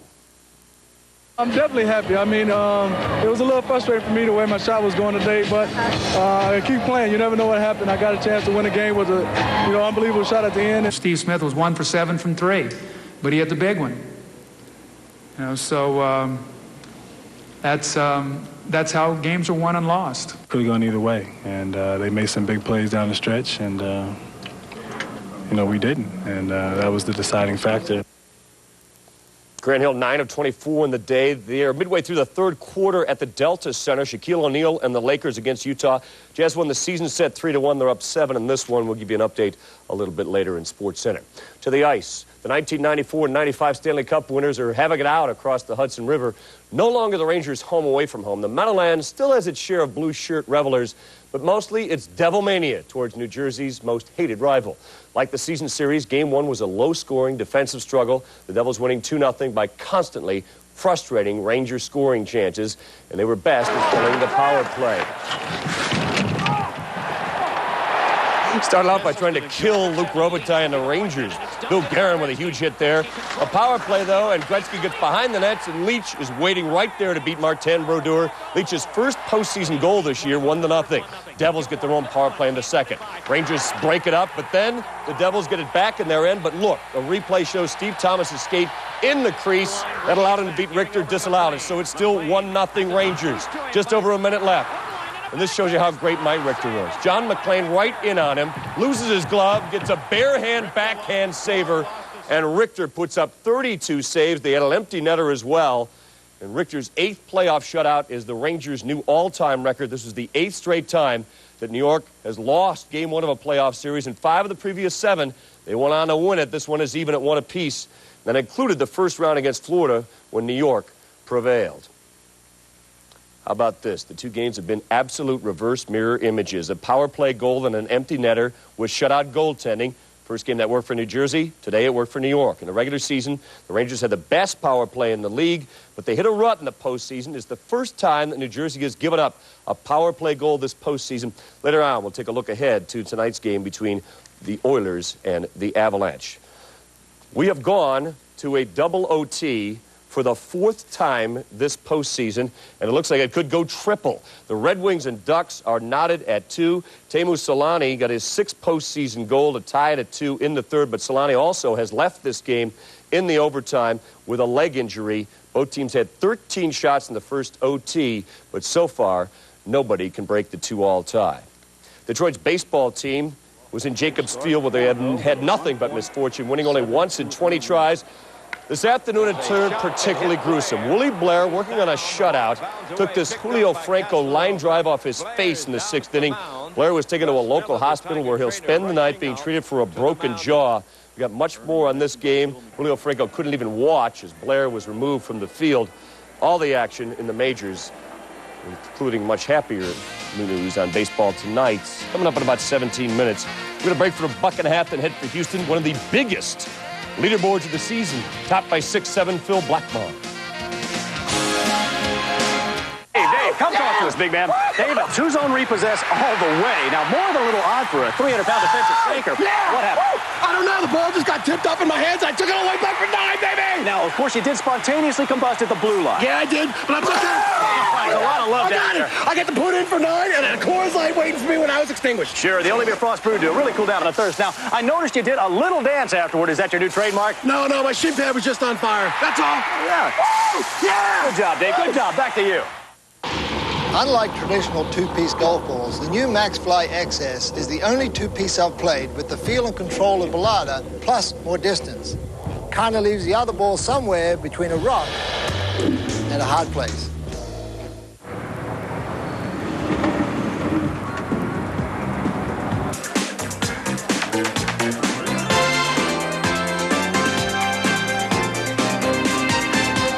What? Your car too hot to boogie? Well, if you haven't been adding Radiator Restorer to your coolant, you can really get steamed up. It keeps your radiator clean, plus stops leaks fast. Keep your cool with Radiator Restorer, Sealer, and Conditioner. If you're thinking about playing another ball besides this one, please stop and call me at this number, and I'll tell you why I play it and why you should play it too. The game you save could be your own. SportsCenter is brought to you by MaxFly. Live, breathe, golf. Most of the major names skipped this week's Houston Open, leaving things to the likes of non-winner Kevin Sutherland and towering Phil Blackmon. And the shot of the day at 15 came from Steve Elkington for Eagleton. He finished at 10 under. Phil Blackmon had the lead coming into the day, lost it by 17. He's playing for the win. He had a 2-shot lead, chipping, and he got a little too much of it. He double bogeyed 17 with victory in his grasp. He also had Kevin Sutherland right in his path. Sutherland takes him to sudden death. First hole of the playoff. Blackmar's second shot, a 6-iron from 185. As you can imagine, the 6'7" guy can bang him. Within 4 feet of the cup, he would birdie, putting the pressure squarely on Sutherland. From 15 feet, he pulls it left, and Phil Blackmon wins for the first time in 9 years. A guy who just a couple of years ago was seriously considering quitting the chore. His first playoff hole gives him the first win since 1988. He entered the tournament just barely into the top 100 on this year's money list. Sutherland finishes just 1 stroke back in the playoff. The Italian Open, Bernard Langer came from off the leaderboard with a course record 64 to edge Jose Maria Alathaba. Stroke. Longer birdied 4 of the final 5 holes. He finishes at 15 under. He had 9 birdies in a bogey. Homelander Constantino Rocca had a 66, but he finished 6 back. The senior tour is in Birmingham, Alabama for the Brunos Memorial. Chi-Chi Rodriguez, loving life there. Must have been a warm day, the heat getting to him. Chi-Chi is in quite a mood, and he's always into charity. Check out the reaction. Chi-Chi Rodriguez gave us his ball. Imagine if he ever wins this thing. kind of mood he'd be in. Right between the S and the P in ESPN, that's the way you line up your shots and win golf tournaments. Jay Siegel wins it by 3 shots with an 11-under score. Chi-Chi finished 6th, 8 shots back, so he kept his clothes on. With the tournament already won, Siegel bogeyed 18, just his 3rd bogey of the 3 days. He just missed his 3rd straight round in the 60s. He won by 3 strokes, and this is his 3rd senior title. The ladies are in storm-swept Daytona for the International, where 15 players had a complete play early this morning, including some top contenders. But Tammy Green was able to hold on to her lead through that and ended up with a birdie on 18 to claim the ladies' version of the green jacket. It's her first win in 3 years. It was worth $180,000. Golf Update is brought to you by MaxFly. Live, breathe, golf. We're going to take just a minute 45 break. Baseball tonight is moving on deck. With the Pirates sweep in Atlanta, reality set in. The Braves played like the Braves, the Bucks like the Bucks. You and I have to make a lot of the same choices. Paper or plastic, boxes or briefs. The MaxFly XS or the other top ball on the PGA Tour.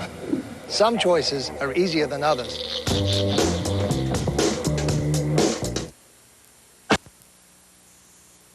Real people talk about Sun. The prices at Sun are great. We shop around a lot of different stores for Sega games, and Sun seems to have the best prices. A lot of stores are out of stock in certain arcade games, where Sun seems to always have them in stock.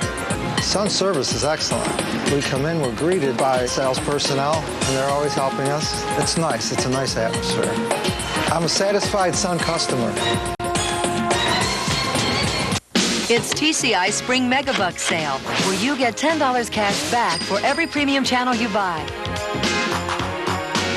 All you have to do is add a great premium channel like Showtime, and we'll give you $10 back. Add another big premium channel like HBO and get $20 back. To get your money, look for your TCI rebate coupons in the mail any day. Hurry, this Megabucks offer ends soon. Eric Lindros and the Flyers took the first game of the series, but the Sabres will be shooting to even things up. Philadelphia takes on Buffalo tomorrow night at 7:30 as the Stanley Cup playoffs continue. That Leclerc, he's a slippery character. If you're thinking about playing another ball besides this one, please stop and call me at this number, and I'll tell you why I play it and why you should play it too. The game you save could be your own.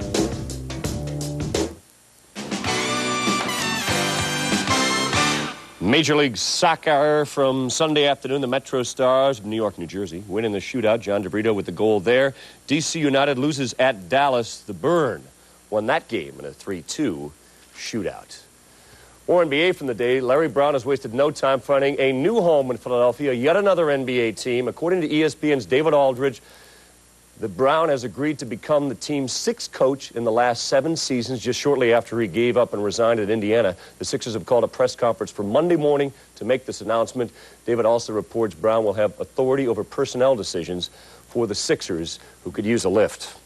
Although Colorado got a bit of a scare from Chicago, the defending Stanley Cup champs have yet to lose on home ice this postseason, and they avalanched Edmonton in Game 1.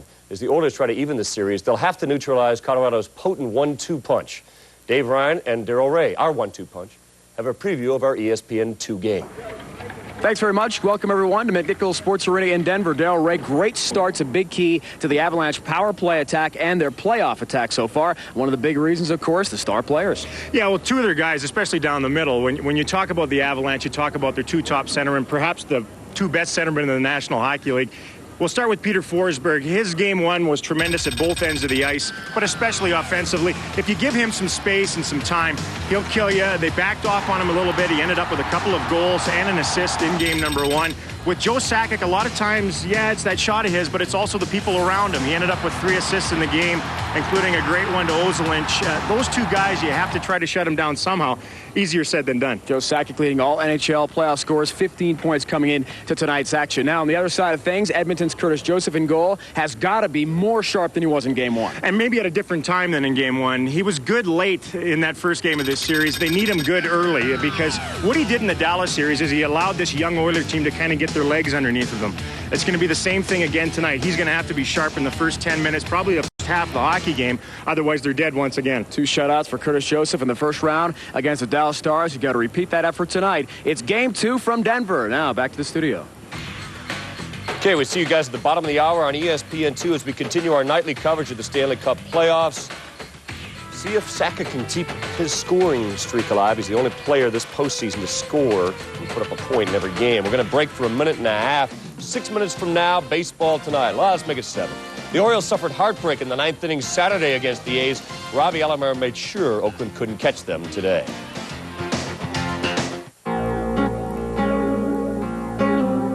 I've missed more than 9,000 shots in my career.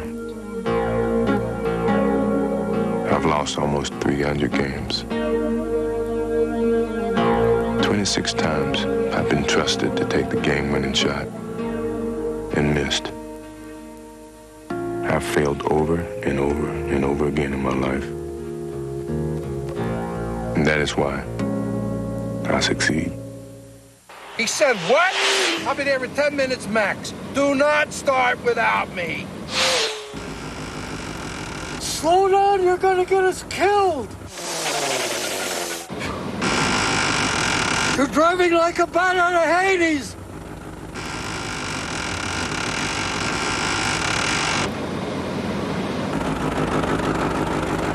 Traveling's an adventure.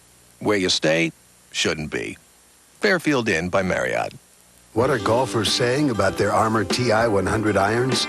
Head size makes me feel confident. Can't miss-hit these babies. I've added 15 yards to my iron play. I got my first hole-in-one with these clubs. Oh, they rank above our cat and my old DCIs. We'll take that as a compliment. Armor TI 100, the #1 titanium iron on tour. Just before SportsCenter on ESPN, we brought you NASCAR's road race from the under-renovation Sears Point track in Sonoma, California. Rusty Wallace perhaps thinking it's still the old track. 38-yard punt and a 13-yard return if it holds up. Tracy Rogers made the tackle. Number 88, and it really is a dumb play because the man, first of all, wasn't going to be able to tackle Metcalf, and Kinchin saw his number, tried to stop, couldn't.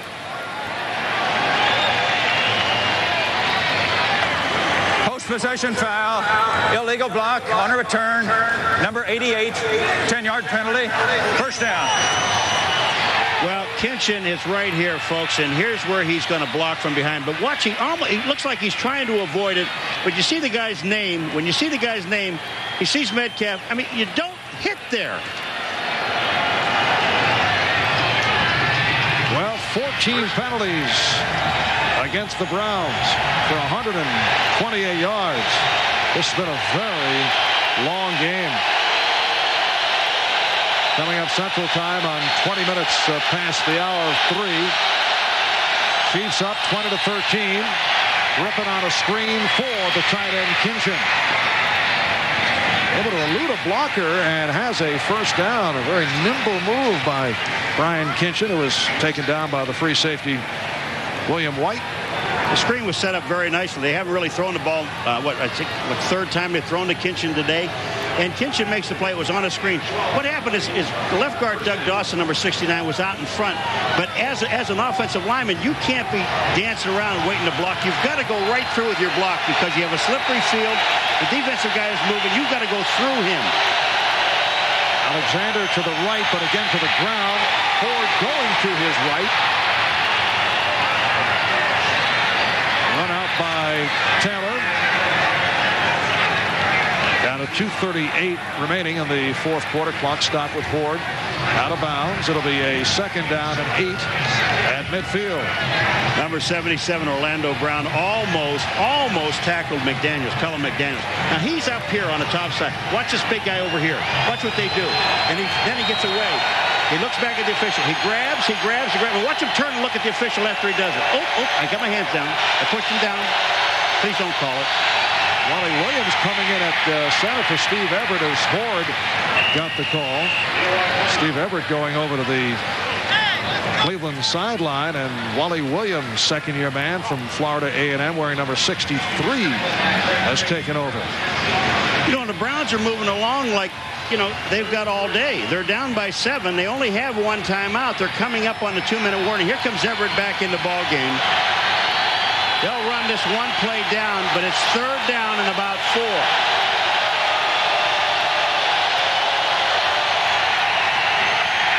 And again, the handoff to Horde, and they stop him.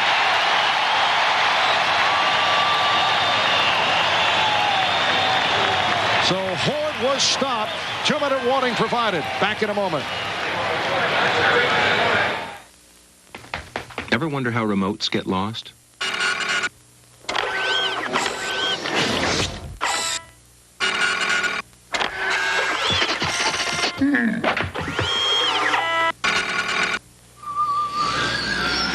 Well, no matter how your remote gets lost, Magnavox makes the only television that can find it. With the exclusive remote locator, you just push a button, and your remote beeps, telling you where it is. Aww. Hey, we make technology people want. Magnavox. Smart. Very smart. This is one long game. They even ran out of food. The fans must be hungry. When it's football action, it's gotta be Domino's. So call now and ask for our football special.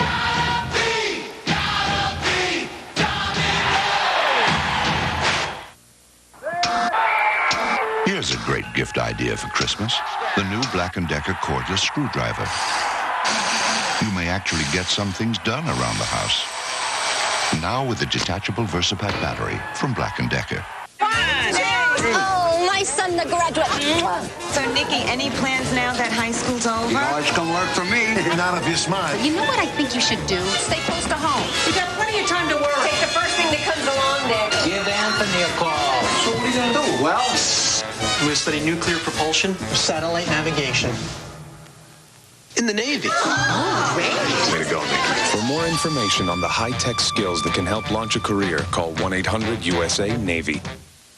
Nothing's more American on Thanksgiving Day than the NFL on NBC. Buffalo battles Detroit as two great running backs, Thurman Thomas of the Bills and Barry Sanders of the Lions, go head-to-head.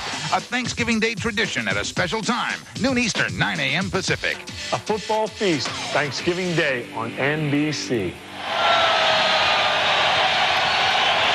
Well, no choice here. Bill Belichick and the Browns must go for it with 1:58 remaining in the fourth quarter and a 4th down and 3 at the Kansas City 46. The Chiefs 20 and the Browns 13. Leroy Horde, the lone deep back. Penalty flag was thrown. The left tackle.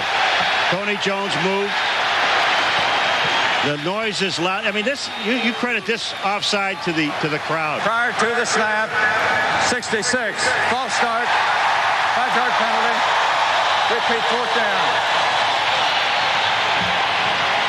You know, he's not hearing anything. Here's Tony Jones right here. He's really not hearing a whole lot, and you got to go by movement. And he sees the defensive end, Mickle, moving, and then he moves. He's thinking he's coming because the lineman can't hear anything. It is now a 4th down and 8. And Rippon to throw. Incomplete. Flag thrown. The pass intended for Eric Metcalf, covered by Jay Taylor. Oh, boy. Jay Taylor, I mean, this, first of all, when you look at this, I don't think this ball was catchable. Now, I know when they're not catchable when they're thrown out of bounds, Marv, but when you look at this ball here, this ball was thrown into the ground. Pass interference. Number 27 defense. 1st down. This is really questionable. Now, Schottenheimer's he's mad on his side of the field. Everybody's going crazy. But when you take a look at this, look on the right-hand side of the screen, folks, and you're going to see this throw. Watch where the ball lands. This ball is down and away. And now, I mean, he's coming over the top of Metcalf. There was really no chance to catch the ball. And a huge call to give the Browns a 1st down at the Kansas City 44. 8th penalty called against Kansas City. Rippon over the middle. Well, the intended receiver Metcalf was down and nearly caught it while he was on the ground. He was covered by Charles Mincy. Also, Derek Thomas pushes him off and forces him to the outside. Now watch, Metcalf slips and goes down, and the ball hits him and almost makes the catch. That's been a great catch. 2nd and 10 at the 44. I mentioned the 8 penalties by Kansas City, 15 against Cleveland, and they are not a highly penalized team. They average only about 6 penalty calls per game. I would toss to Horde, get him outside. Horde is outside. He's short range, and the pass goes to him. Again, he's able to break a tackle. What a job by Leroy Horde. Darren Mickle keeps him away from picking up the first down. Browns have 1 timeout remaining. The clock is running down to 1.5 minutes. It'll be a 3rd down and 2 at the 36-yard line. Horde 17 carries, 69 yards, and he's caught 6 balls for 57 yards. Rippon looking for Horde on the swing because he couldn't find anyone downfield. All right, we got another flag, and now I don't know what this is for. Maybe Rippon saying something to the official. But what happened is number 92, Darren Mickle, grabs Horde and will not allow him. And he calls this grounding. This is an absurd call for the simple reason that Horde can't get out because Mickle has him. Number 92 has got a hold of Horde. Intentional grounding on the quarterback, loss of 10 yards, and also loss of downs. Brings up forward. This is a terrible, terrible call. We're going to show it to you. Look, here's the guy on the outside, 92. So stop for a second, guys. Mickle. Now here's Horde. Watch what happens. Watch who grabs who. Here's Mickle. He knocks Horde. He knocks Horde off. You can't call intentional grounding on that play. It wasn't intentional. That is a terrible call. 16th penalty against the Browns. It's a 4th and 13 at the Kansas City 47 with 1 minute and 16 remaining in the 4th. Rippon was tripped up. The diving catch was made, and a flag is thrown. First of all, was it ruled complete or incomplete? Well, first of all, it's incomplete. That I'll tell you. But the flag is I mean, this game has lost control. This has lost control. Rippon going down. The pass was dropped. Good effort, though, by Michael Jackson on the dive, and the penalty being assessed on the Chiefs. Illegal contact. Number 44 on defense. 5-yard penalty. First down. Well, they get the first down, an automatic first down on the illegal contact against defensive back Darren Anderson. Well, it's only a 5-yard penalty, but it's a first down, and that was 4th down situation, Marv. Unbelievable. We've seen 2 4th down penalties thrown now against Kansas City. 1:10 remaining. 1st and 10 for Rippon. And he airs it out, throwing deep, and threw it away. There's one of the things that Rippon was talking about. That's 1 out of 20 now. You got Michael Jackson going down the sideline. He is on Jay Taylor. Michael Jackson has Taylor beaten, and Rippon throws the ball out of bounds. You can see Michael Jackson doesn't even do anything. Here it is here, and these two guys. When he goes upfield, watch what happens. He's got Taylor beaten. Rippon steps up. Now he's by him. Rippon steps up. Look where he throws the ball. Out of bounds. 10 yards out of bounds. 2nd and 10 at the 42. Rippon is 9 of 23, 107 yards. Rippon is taken down. Fumble. And fumbles. Kansas City has it. Derek Thomas comes up with the big play. Well, we got another flag. First sack of the day by the Chiefs. Combination of Joe Phillips and Derek Thomas getting to the quarterback, Mark Rippon. I think they just picked up the flag, but here comes Derek Thomas. Rippon, you don't have all day. Jones is on Derek Thomas all by himself, and Rippon gets drilled. The ball comes out.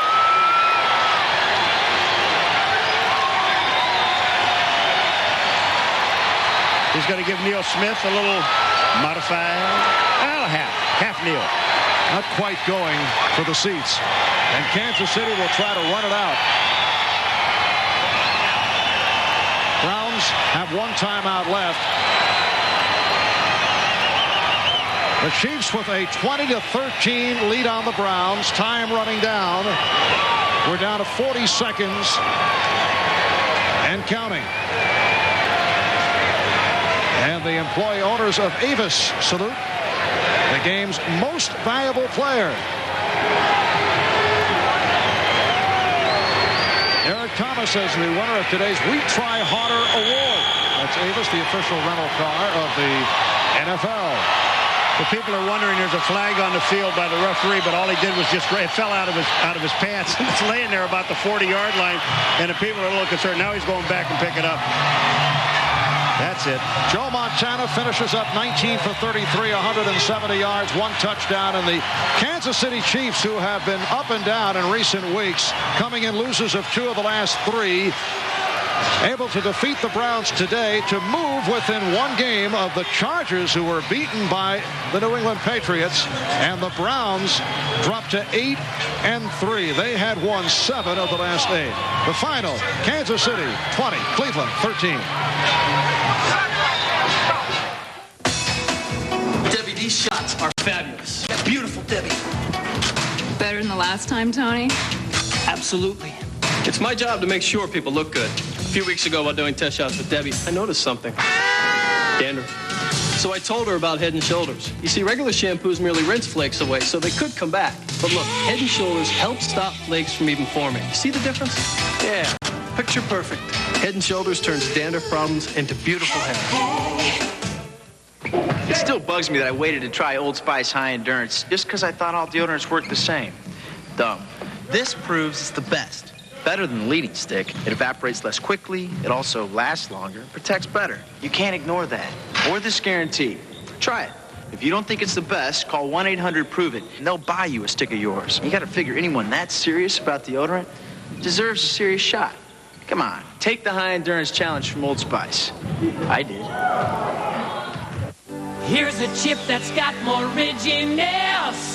New Pringles Ridges, it's more crunch, yes. If crunch is what you can't resist, a Pringles Ridge is more crunch than this. Crunch, yes. Golden tasty crunciousness, not this bag chips greasy mess. Crunch, yes. The Pringles Ridges, it's more crunch, yes. More crunch, yes. Once you pop Ridges, you can't stop. Kansas City goes to 7-4. Cleveland to 8-3. Solid game for Joe Montana. Kansas City also able to run the ball today. Marv Albert, Paul McGuire saying so long from Arrowhead. Stay tuned for the Head & Shoulders NFL Live postgame report right after these messages. Journey into the unknown. 2 hours of the greatest adventure on TV. Earth 2, followed by Sequest at 7, 6 Central, NBC tonight. Where there was once only a place to sit, there's now a convenient place to relax. Where there was once only unusable space, there's now an ingenious storage system of interchangeable bins, trays, and cargo netting. Where there was once only upholstery, there's now a place for an office. And where there was once only a truck, there's now Dodge Ram. The rules have changed. At America's Truck Stop, the new Dodge. How you doing? Name's Red Dog. Red Dog. And I see a lot of you dogs out there yipping and yapping, chasing after anything that moves. Well, you know, sometimes you ought to lay low. And even when someone's trying to yank your chain, just let it ride. Red Dog. Be your own dog. So that when something good does come your way. Red Dog beer. Bold yet smooth. Easy to drink. You can make the most of it. It's the best news of the year, and only your Ford dealer has it. Now, drive America's best-selling sedan or wagon, Ford Taurus, for the same low lease payment. Only $249 a month for just 24 months. That's right, sedan or wagon, just $249 a month. Or buy any new Ford Taurus with 2.9 financing or $750 cash back.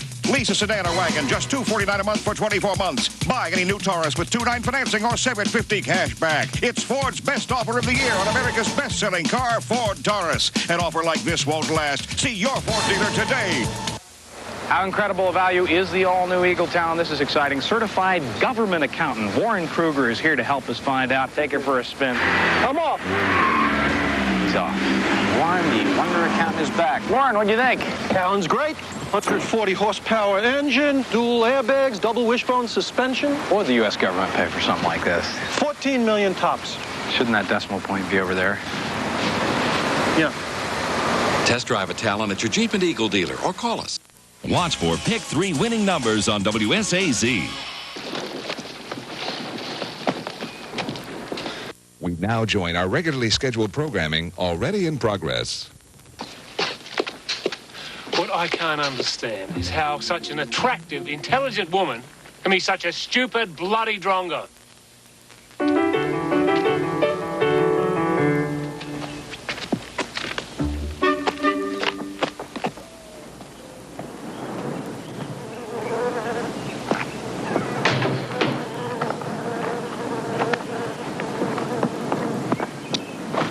Will you be passing through town? Yeah, I'm headed that way. I have to stop at the ranch office. Could I hitch a ride with you? Yeah, sure.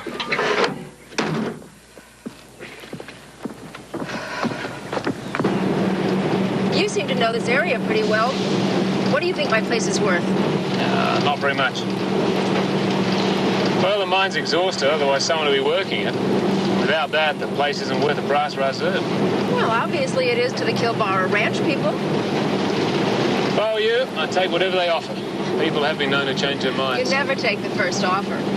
You may be a good botanist, maybe a great one for all I know, but you obviously don't know much about real estate. Yeah, and you do? In Beverly Hills, everyone does.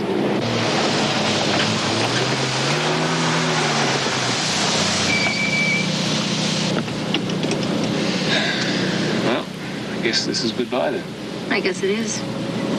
Yeah. You know, we really got off to a bad start. I'd like to make it up to you if I could. Why don't you stay for dinner? Thanks, but I better take a rain check, as you call it. Skinner McGrath said that sometimes it doesn't rain out here for 5 years at a time. I wouldn't put too much faith in what he says. Okay. I guess there's nothing left to say except thank you. Good luck. You too.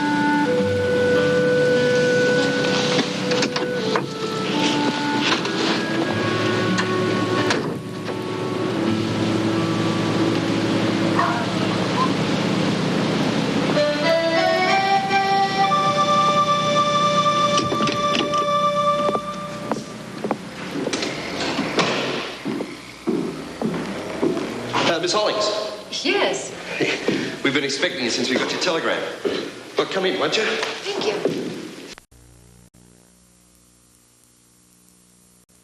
Dick Bergen. Well, the teams were all going to wait until about lap 250, but when Rusty came in, all the rest of them were in too. Darren Jolly, Mike Trow, John Parker, Andy Papa, and Robert Bresnahan working now. That's the over-the-wall crew on Jeff Gordon's car. Taping his windshield down. 17.3 for Jeff Gordon on that poor tire change.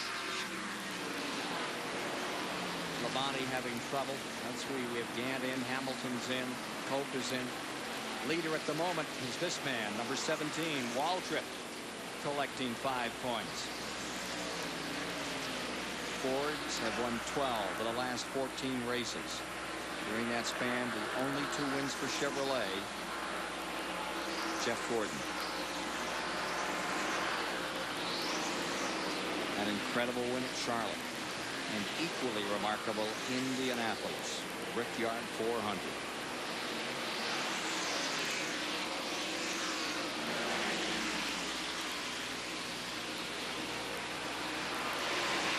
Now the cars on fresh tires beginning to zip through. Hello, there goes Earnhardt, 75, it's been in. Todd Bodine. But Waltrip for the moment has the lead. Dave Marcus has just pitted. Dick Trickle has come in. I think Dick Trickle had moved up to second position with the other green flag pit stop, so he's still having a good night. He's in the pits now, getting up that position. So I tell you though, Rusty's pit stop, I don't know how he did it, but he's a straightaway ahead of everybody now. He wasn't even leading the race before they come in under the green. But one heck of a pit stop when it really counted. Jerry Labonte's just driving the wheels off that thing, trying to get back up there, but boy, time's not on his side right now. Those Parrots, they're wise old birds on pit road. And Buddy Parrott really does a number on putting together a team for the pit road that will effectively get you back in this race. When you give him time on pit road, he'll give it back to you in time. Here's the 10 and the 3 in their scramble. This is for 6th position. 10 has it for the moment. Rudd, here comes Earnhardt, pacing himself and driving. This at lap 350. 50 laps remaining. Waltrip pitting, gives up that lead. Car number 17, the Western Auto car, is in. So that puts Wallace into first. It will move car number 5, Labonte, into second. It'll give Gordon third.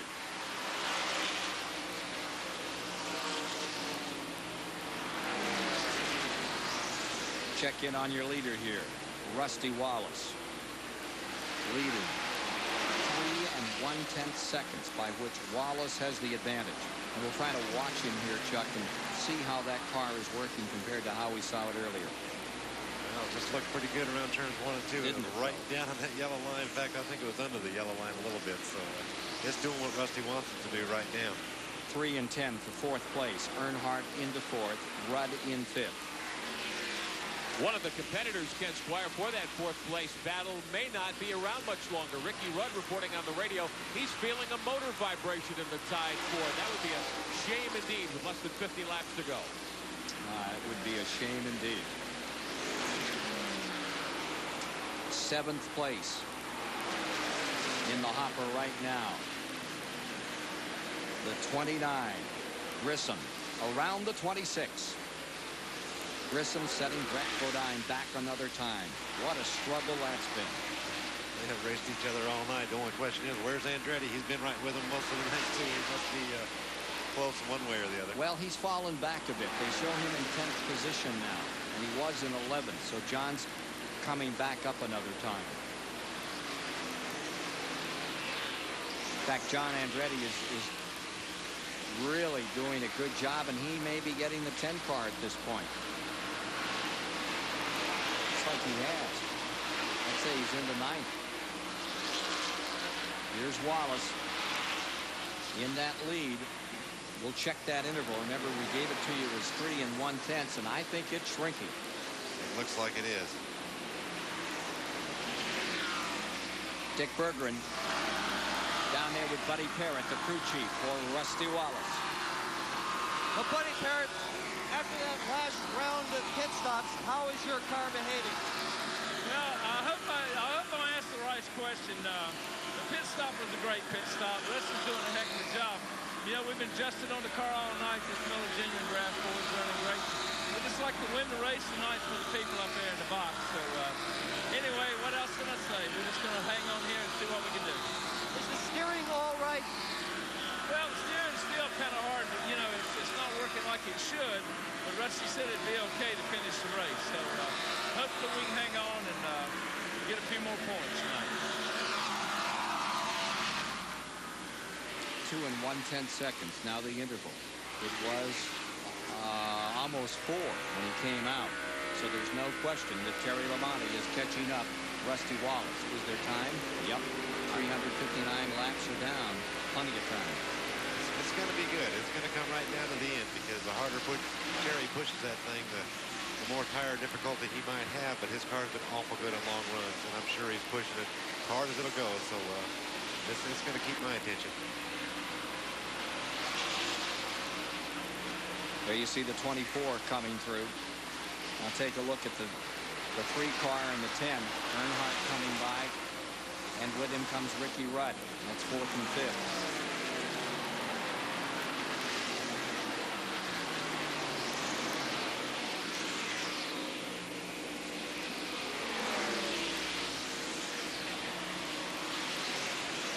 Just a little under 2 seconds between first and second now, as Labonte continues to nip away at Wallace's lead. Now he's significantly faster. You can see a gain of a couple car lengths every lap. 10 car We mentioned earlier it may be having a problem. Rudd, let's check in and get more on that story. Well, he definitely is. It's a possible broken valve spring is what they're saying right now. He hasn't had a little trouble getting up off the corner. Chuck, do you think he can nurse it for 38 laps with a valve spring? What kind of problem will that pose for the rest of the night? Well, I think basically it'll just cost a little horsepower, but I think it should finish the race if it's only a valve spring. It'll just cost a little bit of the power, but he should be able to still race Dale Earnhardt. 4th and 5th position right there. It's really not like losing a whole cylinder even. It's just a little bit of power loss. So I don't think it'll cause them a lot of problems if that's all that's wrong.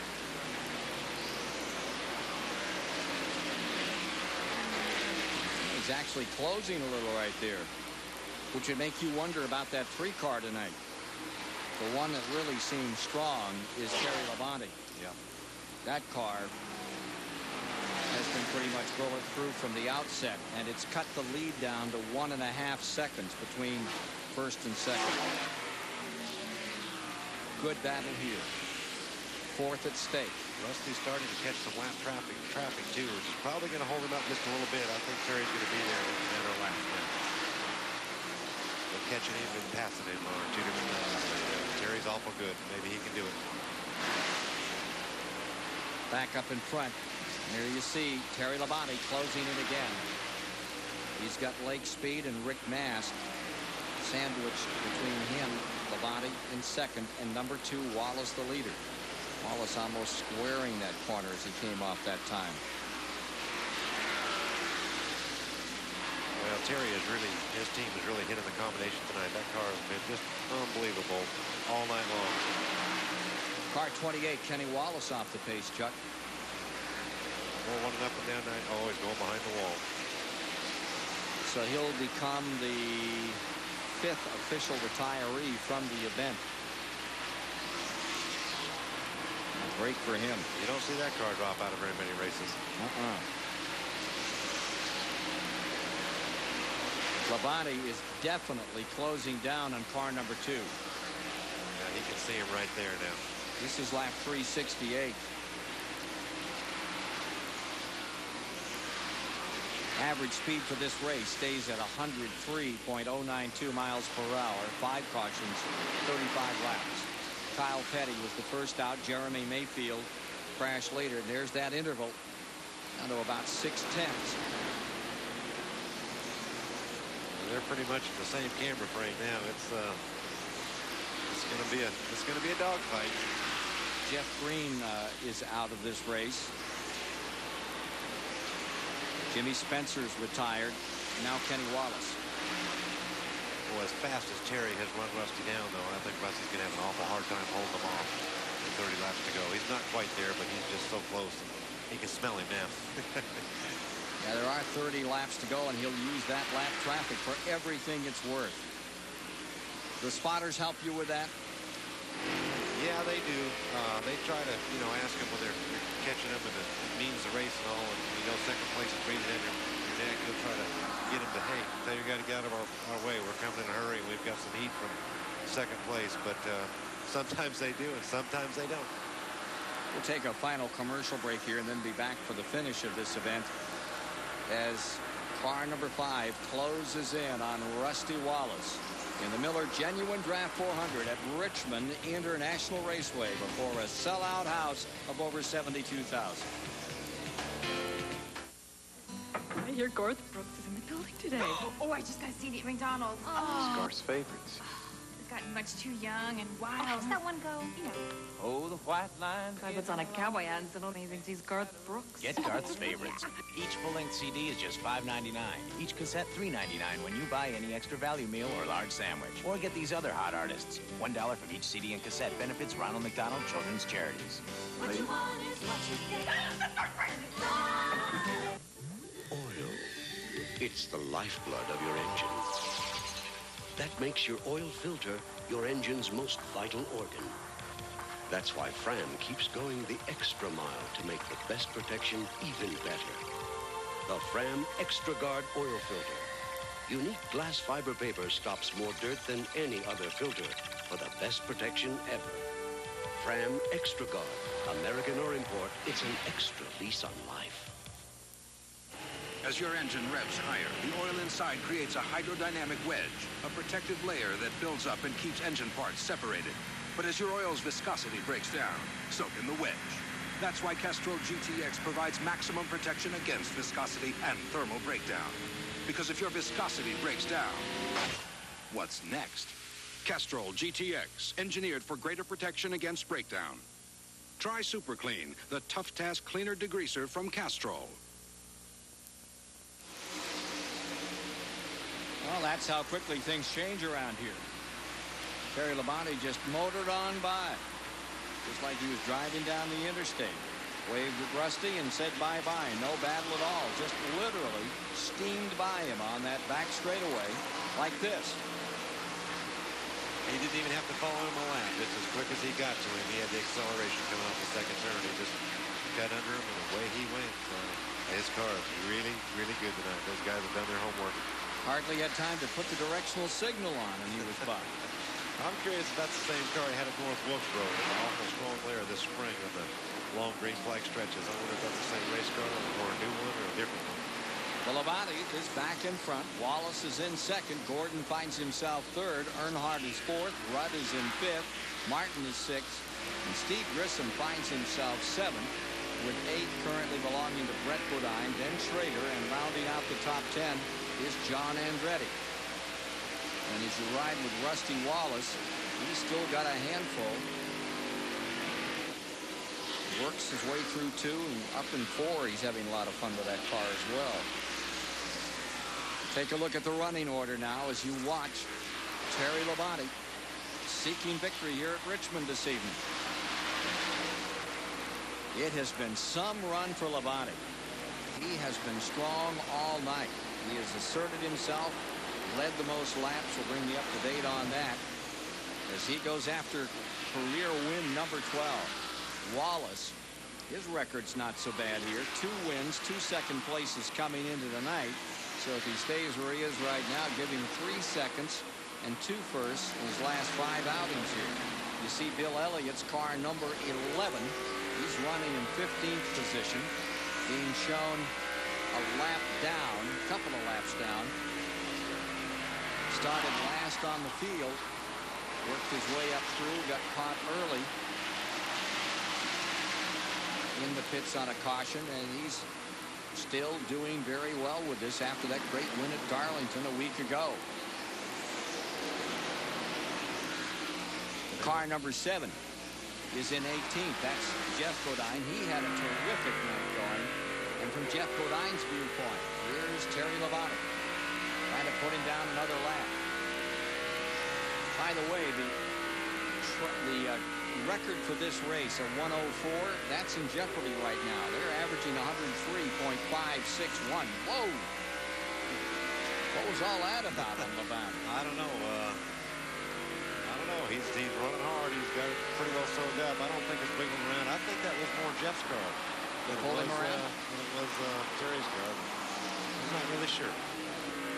Watch it again. There he goes. Now he goes down to the inside and gets under Jeff. Off 2. Having trouble getting by for a moment, then easily makes the mark going into 3. Let's pan back and show you the other ones, and you can get a sense of the interval here as we get down towards show and tell time at 3:85. There's Wallace in second place. Rusty's just kind of watching Terry pull off away. I mean, he had a great pit stop and had a full straightaway on him there for a minute, but Terry was just too strong. Here's Jeff Gordon, and he's in third. He's been up there all night. Just not quite a contender for the win, but real close, real strong.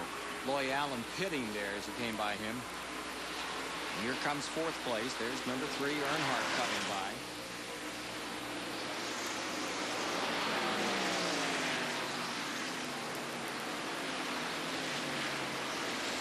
And the 10 car will be coming up 5th. He's still looking at him. He's only got about 15 laps left to do it. Mark Martin is in 6th. And Steve Grissom stays 7th. Brett Bodine in 8th. Schrader is 9th, and in 10th is Andretti. Andretti there. Looking for Schrader at the present time, see if he can run it. And Andretti has kept that 43 car up in this lead lap all night. It's been a long time since you've seen those colors.